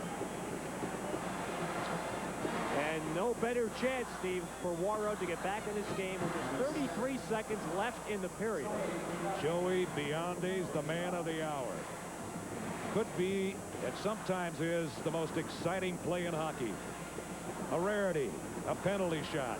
And if Warroad can counter here now with a goal by Biondi against Lissick, they're back in a hockey game. They trail 3-1. Here we go. 1-on-1, Biondi against Lissick. Now I guess they aren't ready.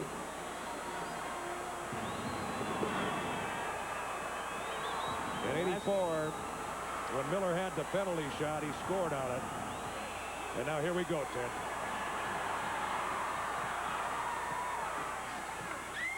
And Lissick comes up the winner. Oh, Biondi waited and waited, and Lissick never made the move.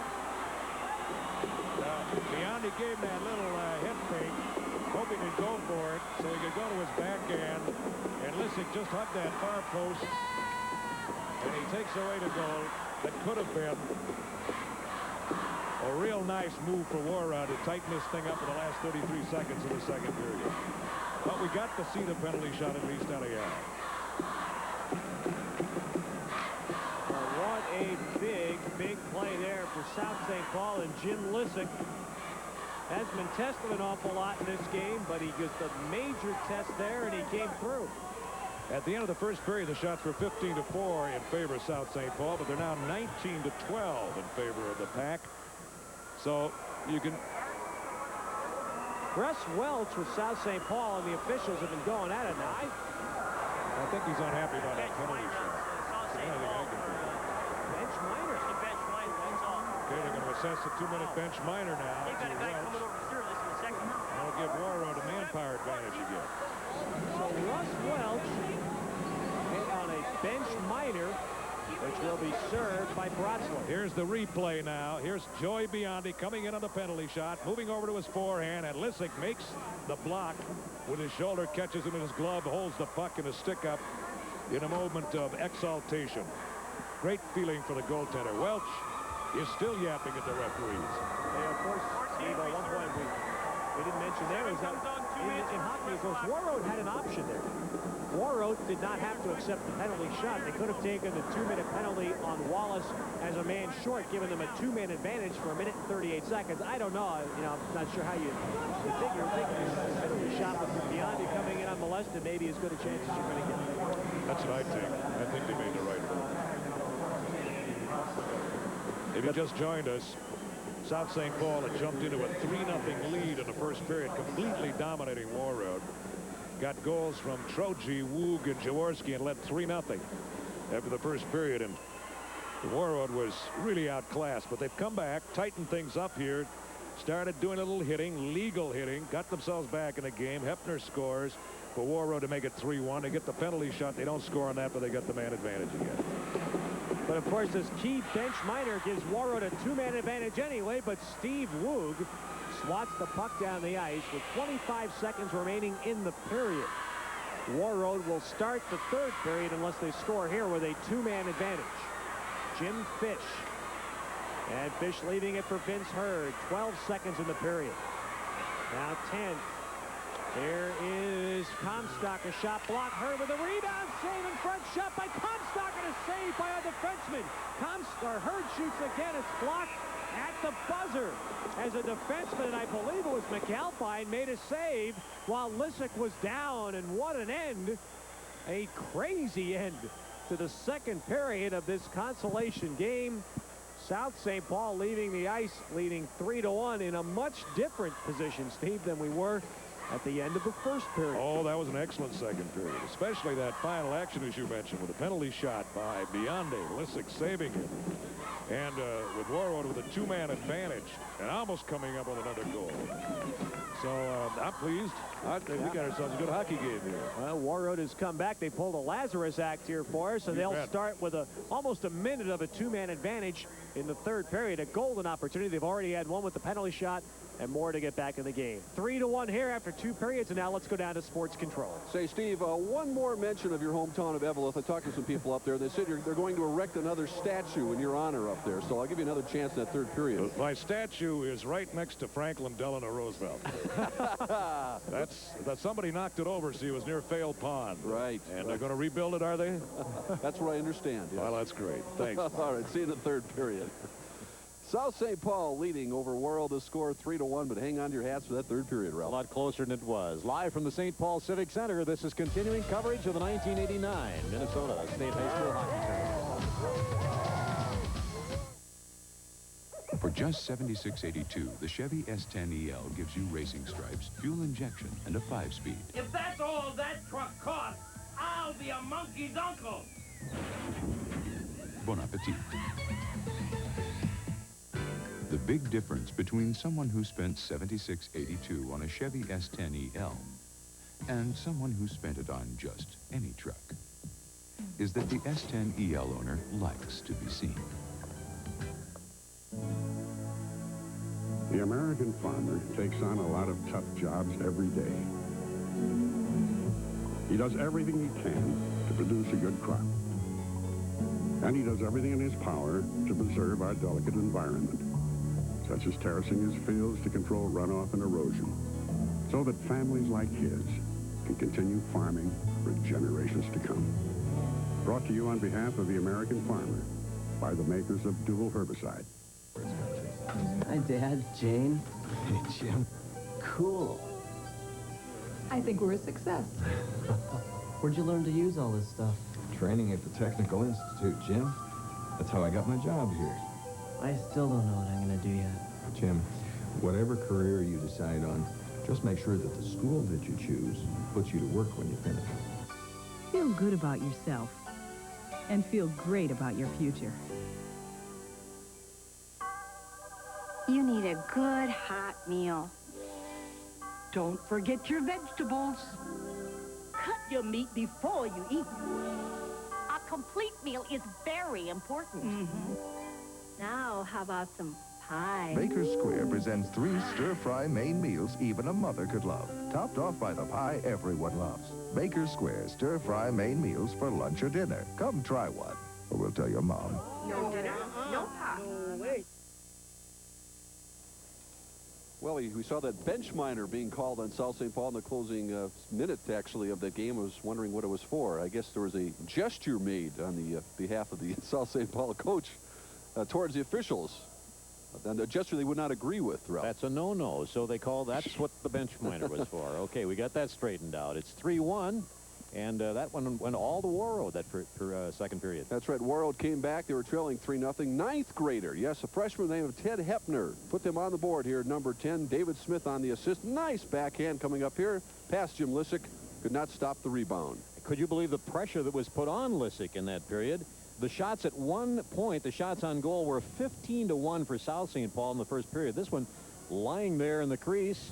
That was where the frozen puck in the crease by South St. Paul was called. Then came the penalty shot. Joey Biondi, the man obviously Warroad wanted to take the shot, did his best, but ended up going in a little bit too deep. Give credit to Lissick for cutting off the angle, coming up big with the save. But Warroad will still start that third period with a 2-man advantage. So if you're scoring, there you see the goalie saves. Lissick now with 13. It's becoming much more even. Axelson of Warroad has 16. If you're scoring it by periods, it's tied at 1. However, that's not how we keep score. It's 3-1. South St. Paul over Warroad after 2 periods of play. Live from the St. Paul Civic Center, this is continuing coverage of the 1989 State High School Hockey Tournament.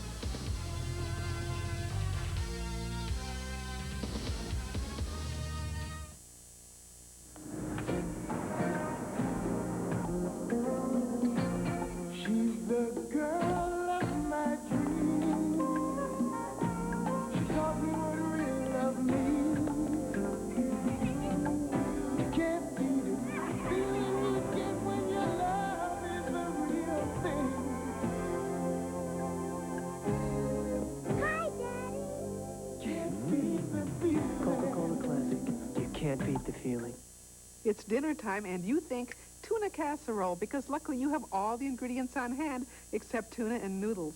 Thank goodness for Tom Thumb, which has noodles, tuna, salad fixings, dinner rolls, and the makings of a nice dessert tray. This week at Tom Thumb, pick up a half-gallon round of Kemp's frozen yogurt for $2.59. Coke products by the 12-pack are $2.99. And Tony's sausage or pepperoni pizzas are 3 for $5 or $1.69 each. This week at Tom Thumb. The care behind this card started over half a century ago. Good morning, Blue Cross. Today, that caring continues. Listening, learning, working together. This Blue Cross report confirms what we're doing in therapy. And helping you keep the doctor you know and trust. You may not always see the care behind the card, but you can't miss the feeling it brings.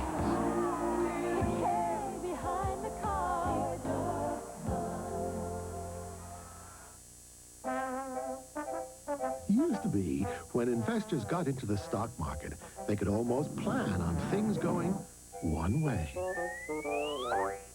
But unfortunately, things don't always come out as planned. So if you're looking for an investment you can count on, come to TCF for a variety of insured savings plans that offer a guaranteed rate and keep yourself well covered.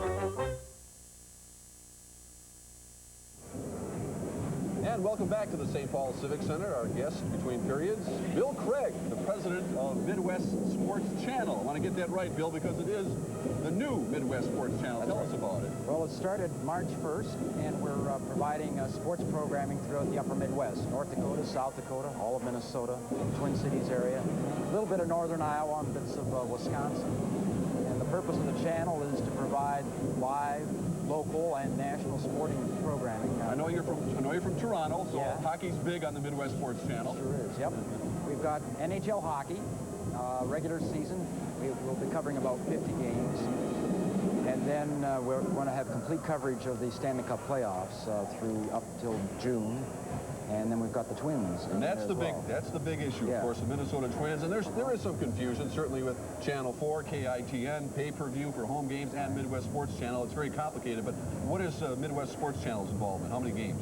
Well, Midwest Sports Channel in the metro area will have 64 games out of the 124 games that are going to be available. Okay.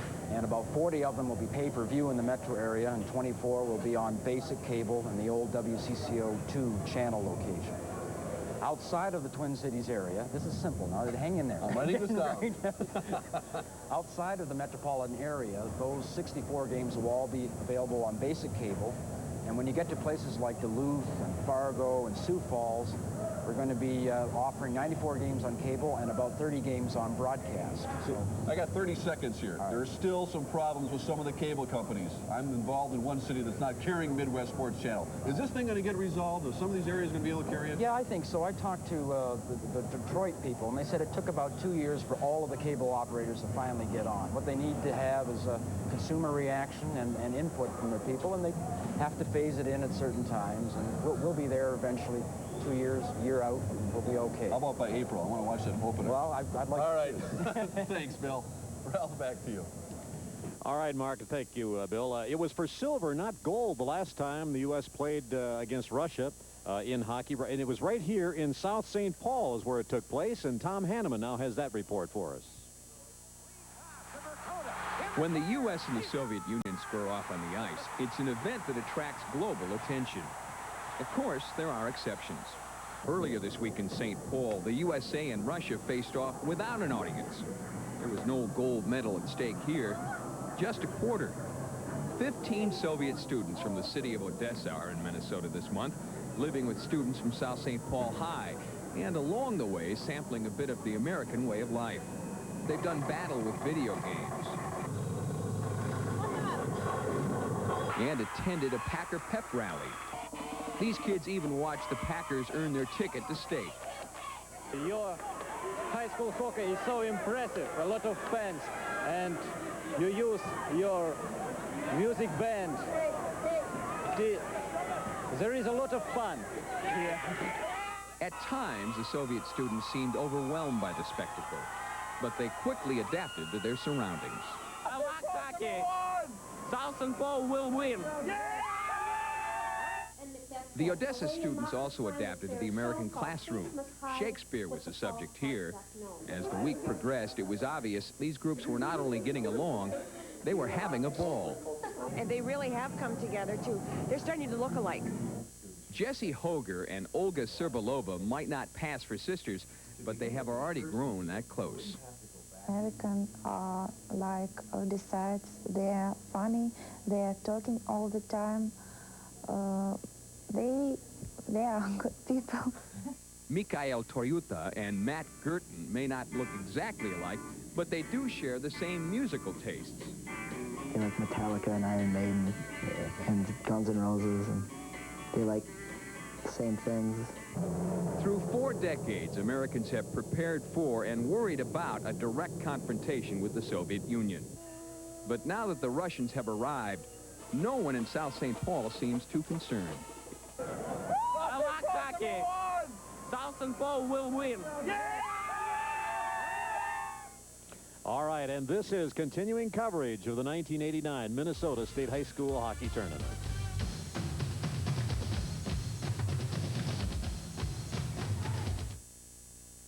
I rock all across the country, and wherever I go, I see people getting healthy. Yeah, there's something they know. They know that milk's got the vitamins and protein too. So get some milk in your health kick, whatever you do. Come on and kick, health kick with milk. Come on and kick, health kick with milk.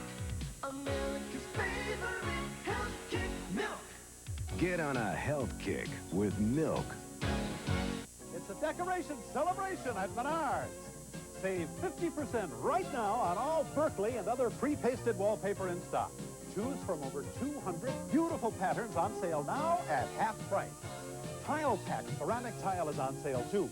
Save on rich mosaic tiles with web backing for easy installation. Now just $1.59 per square foot. Decorate, celebrate, and save at Menards. We're helping you build America's heartland at Menards. You know, it was great growing up on our ranch in Oklahoma. And now when I walk into a New York City restaurant and order up a little bitty Kansas City strip, makes me feel right at home. Oh, I've got a ready for some real food? My friends, they dragged me to this really trendy restaurant, you know. I didn't know what to expect. I didn't expect roast beef. No, roast beef. So what? Does this mean I've been trendy my whole life? I got a taste for some real food. Panasonic Video. All on sale. 3 days only at Best Buy. Panasonic televisions and VCR. Panasonic camcorders. All on sale. Thursday through Saturday, Best Buy's 3-day video sale.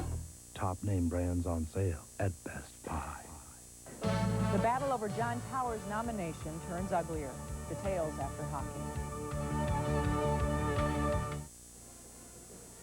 Our studio here at the St. Paul Civic Center, Ralph, is adjacent to the locker rooms, and the steam was still pouring out of both of Russ Welch's ears, the South St. Paul coach, at the end of that second period. He was giving it to the officials with both barrels, still could not believe that they called a penalty shot, could not believe that they called a penalty on his man for falling on the puck in the crease. I think his claim was that there were maybe like 8 bodies involved, and that he couldn't believe they made that call. Well, we've seen a lot of that actually during the tournament without it being called, so perhaps that's what predicated his being so hot. But nonetheless, his Packers are leading here 3-1 after 2 periods of play. And it remains to be seen if that penalty still will cost him, because Warroad still has that man advantage, Steve and Ted. 2-man advantage for the first minute and 5. And up here, the debate continues. Louis said he wouldn't have taken the penalty shot. He would have taken the penalty and given them a longer 2-man advantage. And here's another thing we heard, that the bench penalty was called on South St. Paul because somebody on the South St. Paul bench gave the choke signal to Joey Biondi after he took the penalty shot, and that's a no-no, taunting an opponent. So that might have been the call, too, and then Welch became exercised over that. Yeah, but was it a choke signal? Can you interpret that? I don't know. I didn't see it. This is just what we're hearing. Yeah. But in any event, somebody did. Yeah, Warroad will have a 2-man advantage here for over a minute to get back in this hockey game, trailing 3-1 after 2 periods. This has turned into an excellent contest now. After Warroad trailed 3-0, it was almost skated off the ice in the initial canto. They've come back now strong in a second period, and we look for a good third period, don't we, Ted? Now, Warroad certainly showed that they're not going to give up. The first 7 minutes of this game, they could barely touch the puck. And South St. Paul jumped out to a 3-0 lead, but now they will have a chance, and that's all you can ask for is the chance. And Warroad, after the penalty shot, still with a 2-man advantage for 1 minute and 5 seconds. That is what remains on the penalty to Matt Jasper of South St. Paul. There is 1 minute and 27 seconds remaining on the bench minor. There are your penalty situations, and the shots on goal is the bottom line on the scoreboard. I want to remind you, following this contest, the feature game tonight between International Falls and that very potent Jefferson club from Bloomington. And now the opening draw now for the third period. And of course, all 3 games tomorrow beginning at noon when Edina plays for the consolation title against the winner of this game. Warroad with Biondi and Marvin at the points. Marvin bringing it across, and they're offside. Fish, Hurd, and Comstock are up front for Warroad. South St. Paul using Steve Woog up front to kill the penalty with Corey Nadeau and McAlpine. Nadeau was the defenseman that made the save in the crease in the closing seconds of that period while Lissick was down. Skating in Marvin, right in, shooting, and scores! A beautiful shot by Marvin. A roofer high over Jim Lissick, and Warroad's back in the hockey game. It's 3-2. We'll put that one up for you again now in the replay. Marvin playing it very heady. There's a shot of Welch, the Packer coach, and he's unhappy. Saw his club assume a 3-0 lead, and it's down now to 3-2. Here's the play now. Here's Marvin circling in the slot. Over to the circle. Good wrist shot. Beats him on the glove side with a roofer. It's 3-2. Warroad creeping up slowly but surely. South St. Paul still leading by a goal. That goal coming at 22 seconds of the period with the 2-man advantage. This is why Marvin was able to get in so deep, unchecked. And Hurd Also screened Lissick, the goaltender. Dan Marvin, senior defenseman from Warroad. Very bright young man also. He is right now the valedictorian of his class. Russ Welch wants to know who should be in and who should be out of the box, but actually no one should be out yet. Remember, in high school hockey, when you're penalized, you must serve the entire 2 minutes, and there are still 3 South St. Paul players in the box because of Wallace. Their defenseman must serve the remainder of his 2-minute penalty, which created the penalty shot. There are 3 defensemen in that South St. Paul box. You see them there. Dan Marvin got the goal and assisted Derek Comstock. Comes at 22 seconds. So it's still 1 minute and 3 seconds now on a 1-man advantage for Warroad. And Joey Biondi will start the rush. To Fish on the right side. He gets by McAlpine. Comstock chasing the puck down. He's tackled along the far boards. And play is stopped. 50 seconds remaining on the man advantage. South St. Paul has had other games like this where they've come out strong. Their sectional final, remember, they were ahead 7-2, wound up 11-8. They finally won it to get into the state tournament. Kind of crazy, an 11-8 section final over Simley. Here's Biondi in deep now for Warroad. 43 seconds on the man advantage. Fish from the point. Glove save Lissick. He drops it to the ice and then falls on it. Mixing it up in front for South St. Paul, Mike McAlpine. He's a bulwark on defense down there. And he has to be here because they have only 3 defensemen out right now, 3 in the penalty box. Here's the replay now. Here's the wind. The shot by Fish. Glove by Lissick. He'll drop it, however.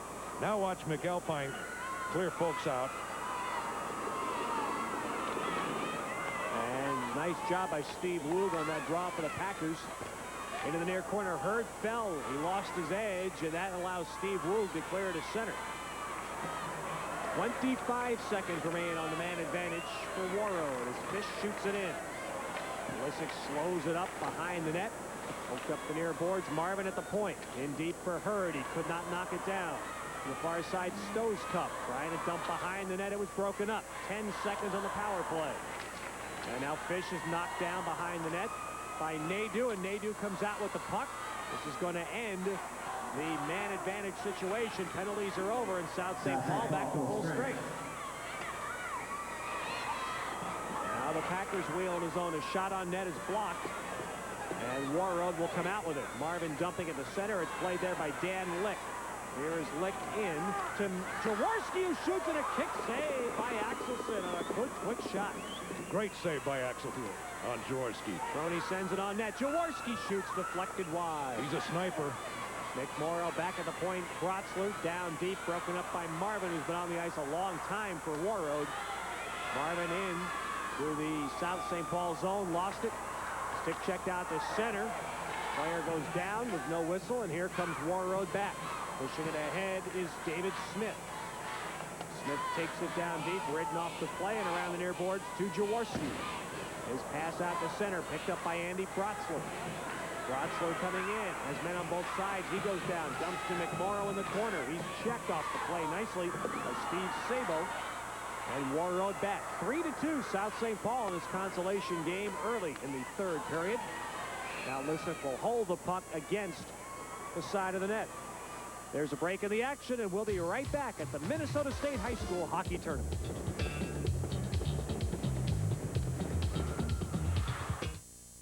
Getting bogged down in financing can put the home of your dreams out of your reach. Now there's help. Realty World and TCF. Off the draw, Sabo is shot from the point that just goes wide. Now the puck played in the corner to the right side of the South St. Paul net. Worked free by the Packers. And starting out is Brandecker at center ice. It's off McAlpine's stick, but he dives and pokes it in on Axelson.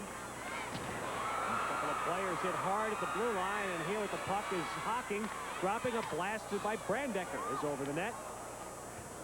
Rings the boards to the far side. Puck is trying to be pinned, and it is finally whistled down with 11:49 remaining, and South St. Paul leading 3-2.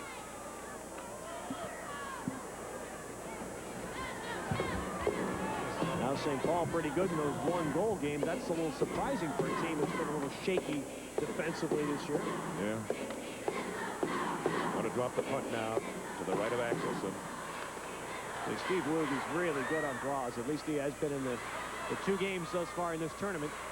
And the point is shot by Wallace, is blocked back to center. And the Packers playing it at their own blue line. Wallace ahead to Meyer, and he backhands it in. Woog goes down trying to chase it. Fosher playing it ahead for Warroad to center, and here they come with a 2-on-1. It's Biondi with Grillo. Biondi in centers to Grillo, and it was smothered. A late pass there by Biondi, and it was smothered by Mike McAlpine. Biondi couldn't make up his mind whether to pass or shoot, and it cost him. Now the Packers back. Troji behind his net. Circles out to the near side. Dropping from Meyer. Meyer muscling that puck in the slot. Steve Woog has it. Now Meyer far side. Throws one on net. Knocked down by Marvin in front. He gives it ahead to Hurd, who comes to center. He's spun around and pulled down. Puck to Meyer of South St. Paul. Big shot here. And Meyer puts it in front for Troji. Knocked down and broken up by Hurd. And here comes Warroad. Marvin starting it ahead. Now Fish wheeling. At center. And it's shot in on net by Stove's-Cup. Stopped by Lissett. Leaving for Dan Lick. 3-2 South St. Paul. 4.5 minutes gone in the 3rd period. Down deep. Shot around the net by Jaworski. Played by Nadeau. Nadeau in deep centers. Whiffed by Jaworski. A bullet of a pass, though, and Jaworski couldn't get a stick on it. Deflected en route to the net here. McMorrow in the corner. Colliding with Sabo, and they freeze it. It is 3-2 South St. Paul. There's a break in the action, and we'll be right back in the Minnesota State High School Hockey Tournament.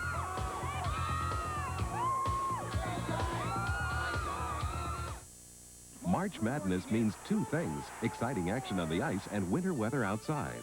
For complete weather updates throughout the tournament, turn to Weather Center 4, keeping you ahead of the storm. Let's watch this play now. Joey Biondi breaking in here now. He wants to shoot. He wants to pass. McAlpine goes down, smothers the play. Excellent defense by McAlpine of South St. Paul. We drop the puck now in actual play to the right of Axelson, the Warroad goaltender. Hefner, the freshman who scored the first Warroad goal, is on. Back at the point, a shot by Crony is deflected, and it goes high up over the glass behind the net and out of play. 9:53 left in this contest, with Warroad trailing 3-2. They have never led. It was 3-0 after 1 period, 3-1 after 2, and now 3-2 here with 9:53 left in this hockey game. South St. Paul had 15 shots on goal in the first 8 minutes of this game. Since then, we've played about 25 minutes, and they've only had 6 additional shots on goal. That's how things have changed and turned this into a close game. Brandecker with a centering pass broken up. Back at the point to Corey Nadeau. Nadeau, shot saved by Axelson.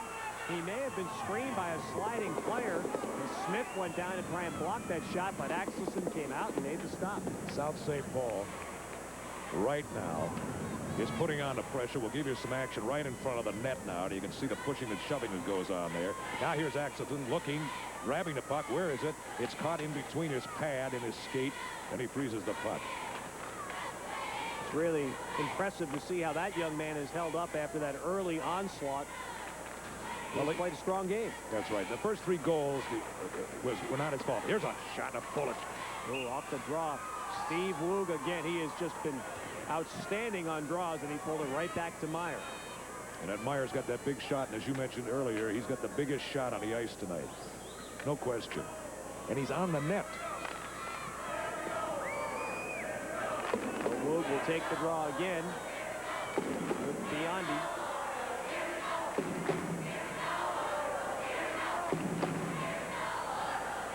Woog leaves it for Meyer again, and the glove save by Axelson. I'm not certain that one was on net. But Steve Woog has just pulled 2 draws in a row right onto Meyer's stick. Woog's a tenacious player. He's got many skills. His father would like to see him play a year of juniors, and then maybe get a college job somewhere. Boy, three in a row there, but that one hopped over Meyer's stick and could not get a shot off.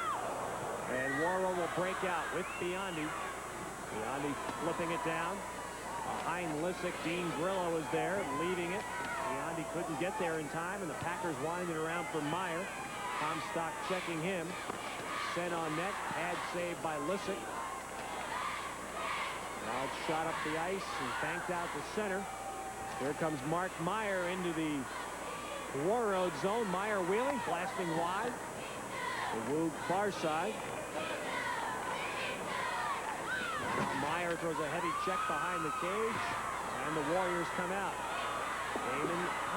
Darren Comstock. And he leaves it. Grillo getting a weak shot off, which Lissick saves. And he holds on. It is South St. Paul 3, Warroad 2. And this is Hockey 89 live from the St. Paul Civic Center.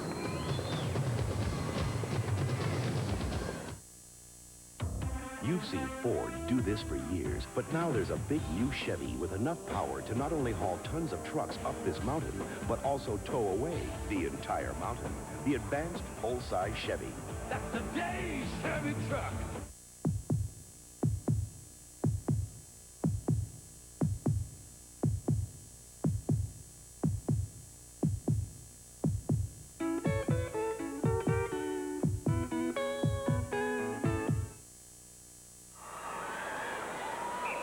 Warroad trails with 8:32 left in this contest.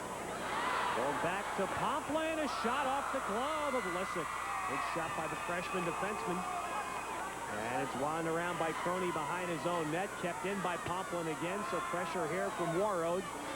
The line of Fish, Stovestuff, and Hurd. Now cleared to center. Pomplin there at the red line. Right back in on Lissick, and he stumbles slightly as he catches it and he holds on. Warroad's strategy right now is to shoot it in and chase it.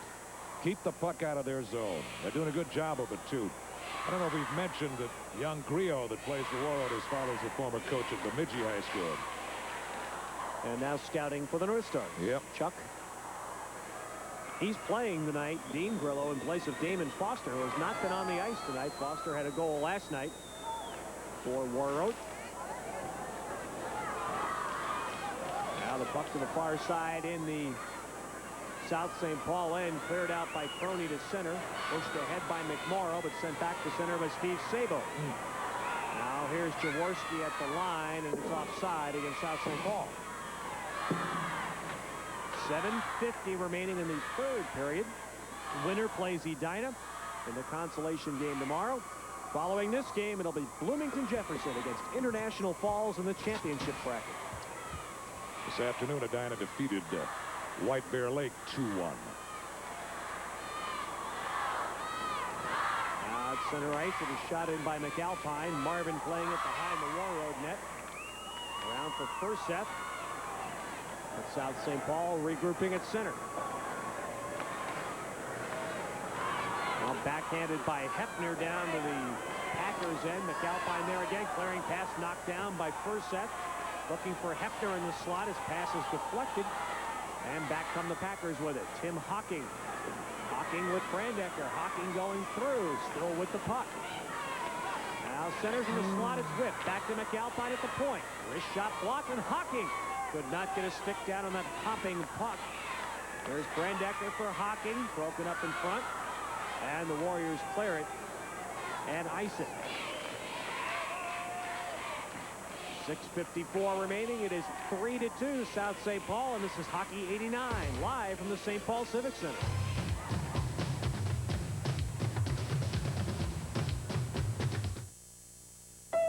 This is the way most people build up their nest egg at a bank.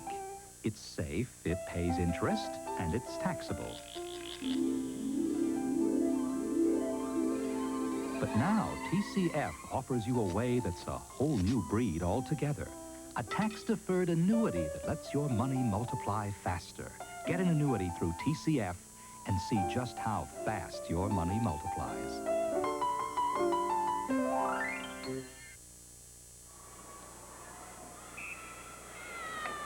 They face off now in the Warroad zone to the right side of Nicholas Axelsen off the draw. Quick shot blocked in front by Troji. Another shot to score! picked up the loose puck in the slot, and he beat Axelson with a quick wrist shot. Steve Woog's second goal of the game, and South St. Paul leads 4-2. All right. Watch it now. We'll bring it back for you on replay here. All right, here's the draw. Quick shot. Woog picks it up again now. Quick. And Woog scores. Give the assist to Troji. Steve Woog makes it 4-2. And that might just finish Warroad's comeback here on the night. But you know, South St. Paul had assumed command of the game again, Teddy, here in the last couple of minutes. Kind of said enough is enough. That's it. You know, that's it. And that goal's justice too, Steve, because Steve Woog has been so outstanding on draws here. And again, a draw that set up a shot by Troji eventually gives Woog his second goal of the game. 6 minutes left now, and Warroad trailing by 2. They got to start taking some chances. Here comes Troji through center. Troji pushing it through on Axelson. Here's it away to Pomplin. A head for Biondi, stolen. Quick shot and a save. That was Woog again on the shot. Woog to the near side, dumping for Troji. Now Meyer. Into the far corner goes Meyer. Back at the blue line, Nadeau sends it in, steered away. Behind the cage, now picked up by the Warriors. Chipped to the near boards, and Comstock gets it to center. Exactly 6 minutes, you see there, remaining third period. 4-2 for the Packers of South St. Paul. Pomplin trying to clear his zone, cannot, and the puck rolls up over the glass and out of play. 5:51 left in this contest. South St. Paul leading at 4-2. If they hang on to this lead, they'll play Edina tomorrow for the Consolation Championship at noon. And of course, that may be all that's left in the season for Tom King and the Warroad Warriors. The loser tonight is done for the season. But we said Warroad's a relatively young team, only 7 seniors. And they figure to be able to compete very strongly in their section again next year. You know, running down these Warroad players, they all play other sports. I like this right wing, Jim Fish. He's a junior. He plays baseball. He plays football. He'll be back next year for Warroad. Warriors, of course, have been here 3 consecutive years. They had to beat Rosso to get here this year. They had 2 shutouts in their 3 sectional games, but been a little tougher against maybe some steeper competition here in the Civic Center. 7 goals last night and 4 tonight. Here's some players from the Warroad club that are on the football team, so you can see that they all play football and hockey, and that's kind of unusual in bigger schools. They have no choice. No, the bigger schools, those hockey players don't play a lot of football because they don't want to get themselves hurt. 5:15 to play now. The Packers clear to center where it's knocked down. Hurd sending it in on the South St. Paul net. Played there, and here comes Dan Lick. Up to John McMorrow through center. McMorrow into the zone, trying to feed for Jaworski, was broken up nicely. Now Jaworski back along the boards. McAlpine shooting deflected in front. McMorrow has Lick, who shoots and scores! Once again, some tenacious checking by South St. Paul resulted in that goal. Lick gets the goal. And we'll show it for you right now on the replay. Dan Lick, number 18, picking up the goal. There's the shot right here. He's going to lift it right over him, over Axelson's shoulder, another roofer. And give the assist to Matt Wallace. Dan Lick with a goal. It's 5-2. 6-11. Beautiful pass there by McMorrow. John McMorrow sliding it over to Lick for the shot. McAlpine will get the other assist. I got fouled up on that one. I thought somebody else had that assist. I'm not used to all these voices in my ear from our director and stuff. When you work radio and it's you know, that's it. I'll tell you, the support here for us. Oh, it's fabulous. It's been fabulous. Yep. A big thank you to everybody for that. We're under 5 minutes now, and South St. Paul appears to have a spot in the consolation final locked up. The pass in front goes over Brandecker's stick. Played by Dan Woog now to Brandecker in the corner. And he shovels it in front, hops a stick, comes back to the blue line where Crony blasts, and it's blocker pad saved by Axelson. And the Warriors of Warroad coming out. Down the far side, it's Furseth pushing it down behind the net for David Smith. He's muscled off the play by 2 men.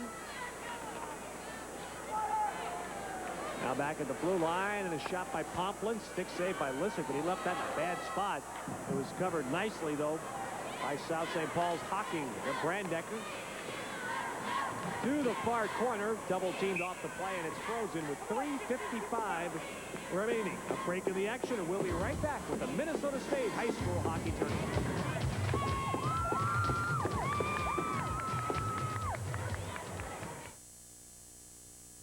Preseason savings on top quality Bryant air conditioning. Save up to $500 off Sedgwick's already low prices. For a free estimate, call Sedgwick about Bryant today. Well, this game has got 3:55 left. The big question is, can International Falls hold down Jefferson in the key game tonight, which follows immediately.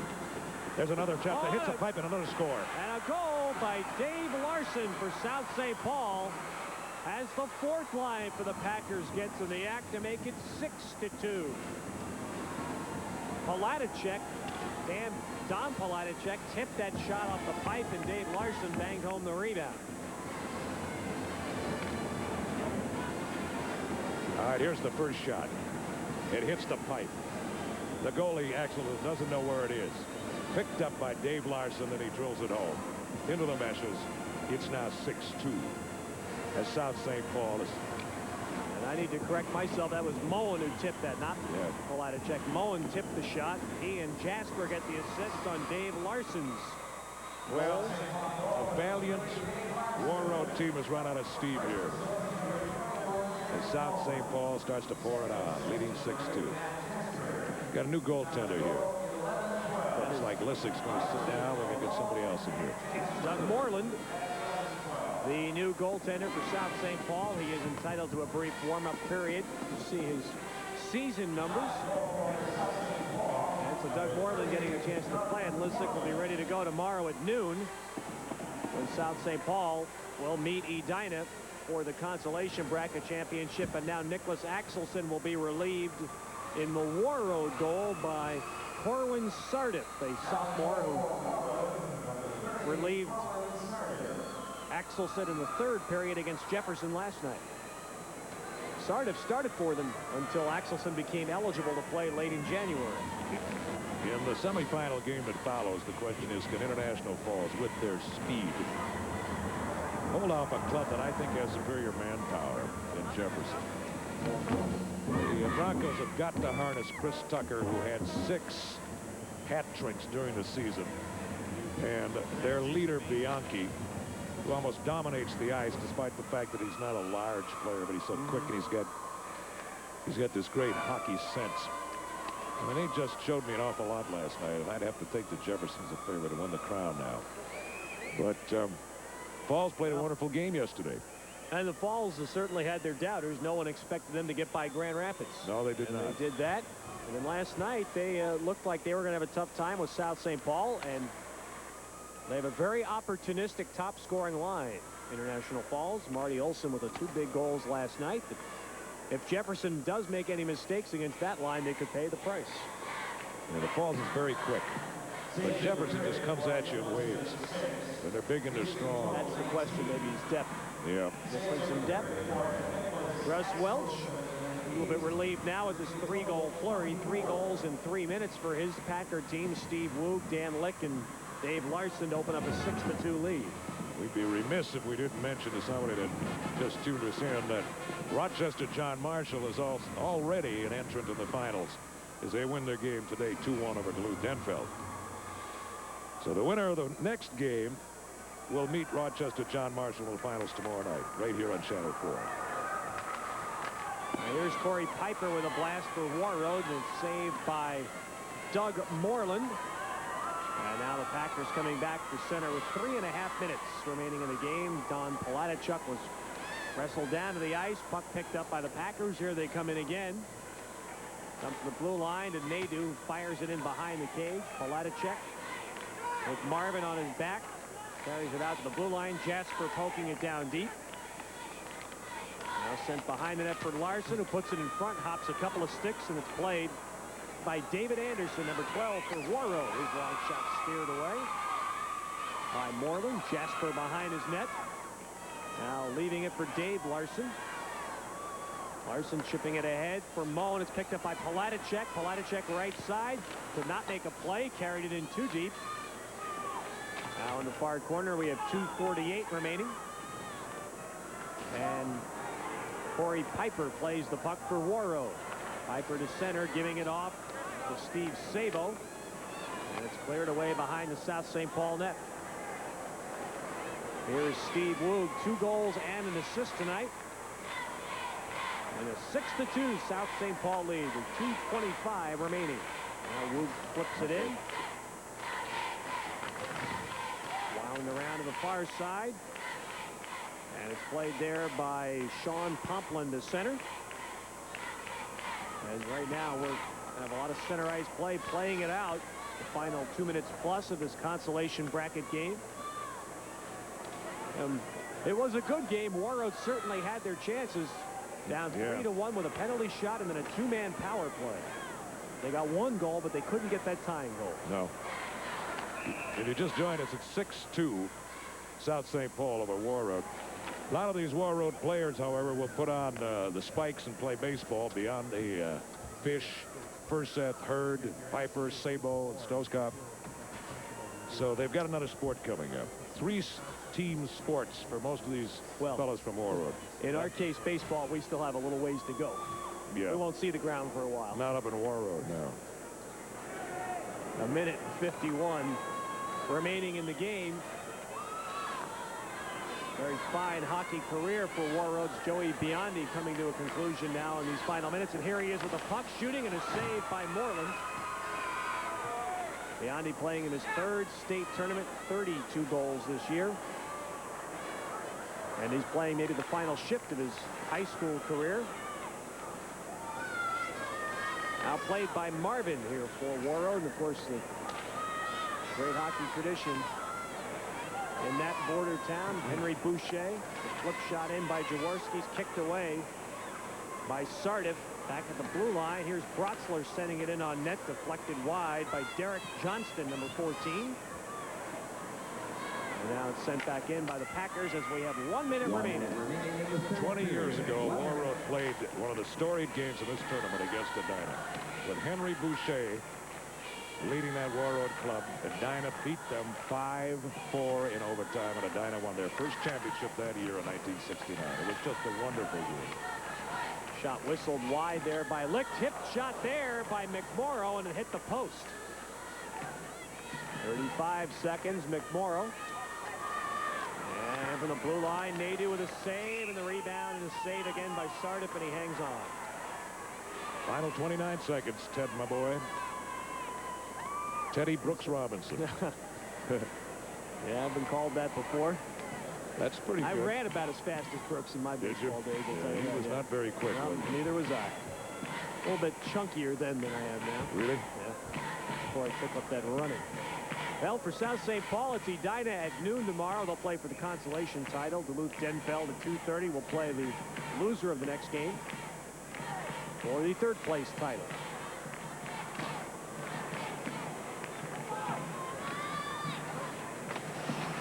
Now Danny Woog on the ice trying to center.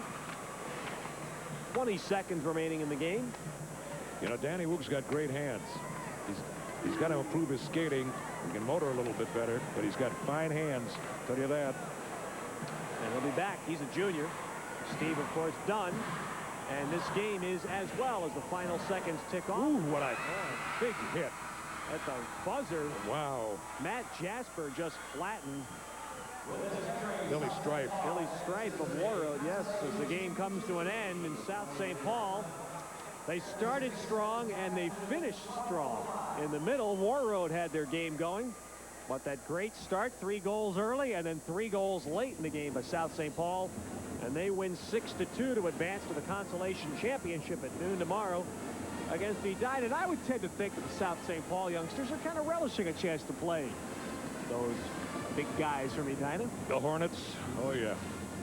I think South St. Paul will approach it like they're the underdog and we're going to pay this storied club. But, you know, South St. Paul's just as storied as Edina. They just haven't won a championship here at St. Paul. That's it. It's a good hockey game here tonight with Warroad. I think being a small-town person, you kind of pull for these small-town teams. And so many people, even in the Twin Cities, came from small towns. But justice was served here tonight with South St. Paul winning this contest. There's no doubt in my mind about that, Ted.